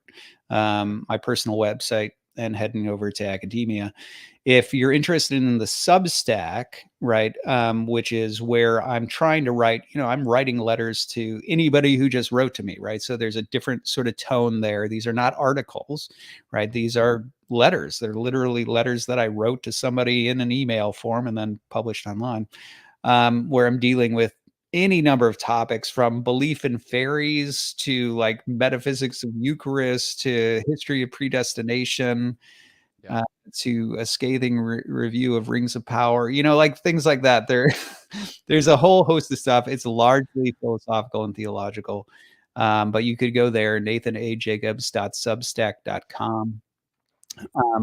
And then the other place is just podcasts, right? So if you listen on Spotify or Apple or YouTube or iHeartRadio or whatever, you can just look me up on those, the Nathan Jacobs podcast. And that just launched new episodes every Thursday. So that launched 3 weeks ago. I think I've got 3 episodes up now. And if you're on Instagram, the Nathan Jacobs podcast is also on Instagram. So if you want clips related to that, you can search the Nathan Jacobs podcast on Instagram and find me there. So I think that covers most everything. And then you can watch for House of David, which is coming out on Amazon, I think, toward the end of the year. That's the show that I've been working on. And you can decide for yourself how you feel about it. I won't say anything one way or the other, and that's largely because I have yet to see it too. Right, I'm working on it as the train is moving, so we'll see. But I'm a writer on that and a co-executive producer on that. Definitely for the first 2 seasons here, and so we will see how that turns out. But that's in the works, and that's coming too. So. Anyway, there you go. That should give you more than enough if you're interested in getting to more of me. You can find plenty of me in those different circles. That's for in between time for whenever you come on next time. So okay, yeah, there you go. Sounds good. Right on. And also for our audience, just really quick, the Faith Unaltered calendar. We are back again tonight at 7 p.m. to talk about deconstruction. Specifically not, so I was actually on a podcast on Tuesday. It's not released yet. Jeremy Williams' podcast. It's really good. I'll put a link in the description once I remember the name of it. I don't know why I can't remember, but whatever, it is what it is. I'll put a link to that. We talked about my deconstruction, so out of Calvinism and into Eastern Orthodoxy. But we're tackling deconstructionists who have left the faith tonight at 7 p.m. And so you can be a part of that. For anybody who wants to join, we will put a link in the description for you to join us right here, just like we are now. And we would love to have you and your views, whether you are have arguments against deconstruction or whether you've deconstructed from the faith and want to challenge us or put us in the hot seat. We'd be more than welcome to have you. Other than that, the only other thing I have scheduled for June is June 14th. I take that back. June 14th at 11 a.m., I have Father John Whiteford joining me for another, double Faith Unaltered Day, I guess, is next Friday. But we're going to be responding to Method Ministry. So they're a Protestant group made up of a Wesleyan Arminian and a 1689 London Baptist Confession of Faith Calvinist that actually interacted with Dr. Bo Branson and Father John Whiteford on this channel about a month ago now. They've put out a response video to that conversation, and so Father John hit me up and said, hey, I think we should do a response video as well, and so I said, let's do it. And then at 7 p.m. that night, we have my friend who converted from Protestantism, he's a fan of the show, to Orthodoxy, and we're going to talk about his testimonial about what that was like. And so that should be really, really fun. That's June 14th at 11 a.m. and 7 p.m. And then on June 24th, Dell and I are collabing with Dr. Shabir Ali again, Muslim apologist who is famous, I think, worldwide or infamous, no matter how you want to look at that. But we're going to be talking about the Quran surah that discusses Jesus's crucifixion. And Dell, if you want to comment on that a little bit more, feel free and let us know what's coming up on Real Seekers. Yeah. So yeah, the June 24th, you're correct. Monday at 7 p.m. So yeah, I'll be doing kind of an informal debate or discussion with Dr. Shabir Ali on the historicity of Jesus' crucifixion and how do Muslims try to explain that, right? The swoon theory or the substitute theory, does that make sense or not?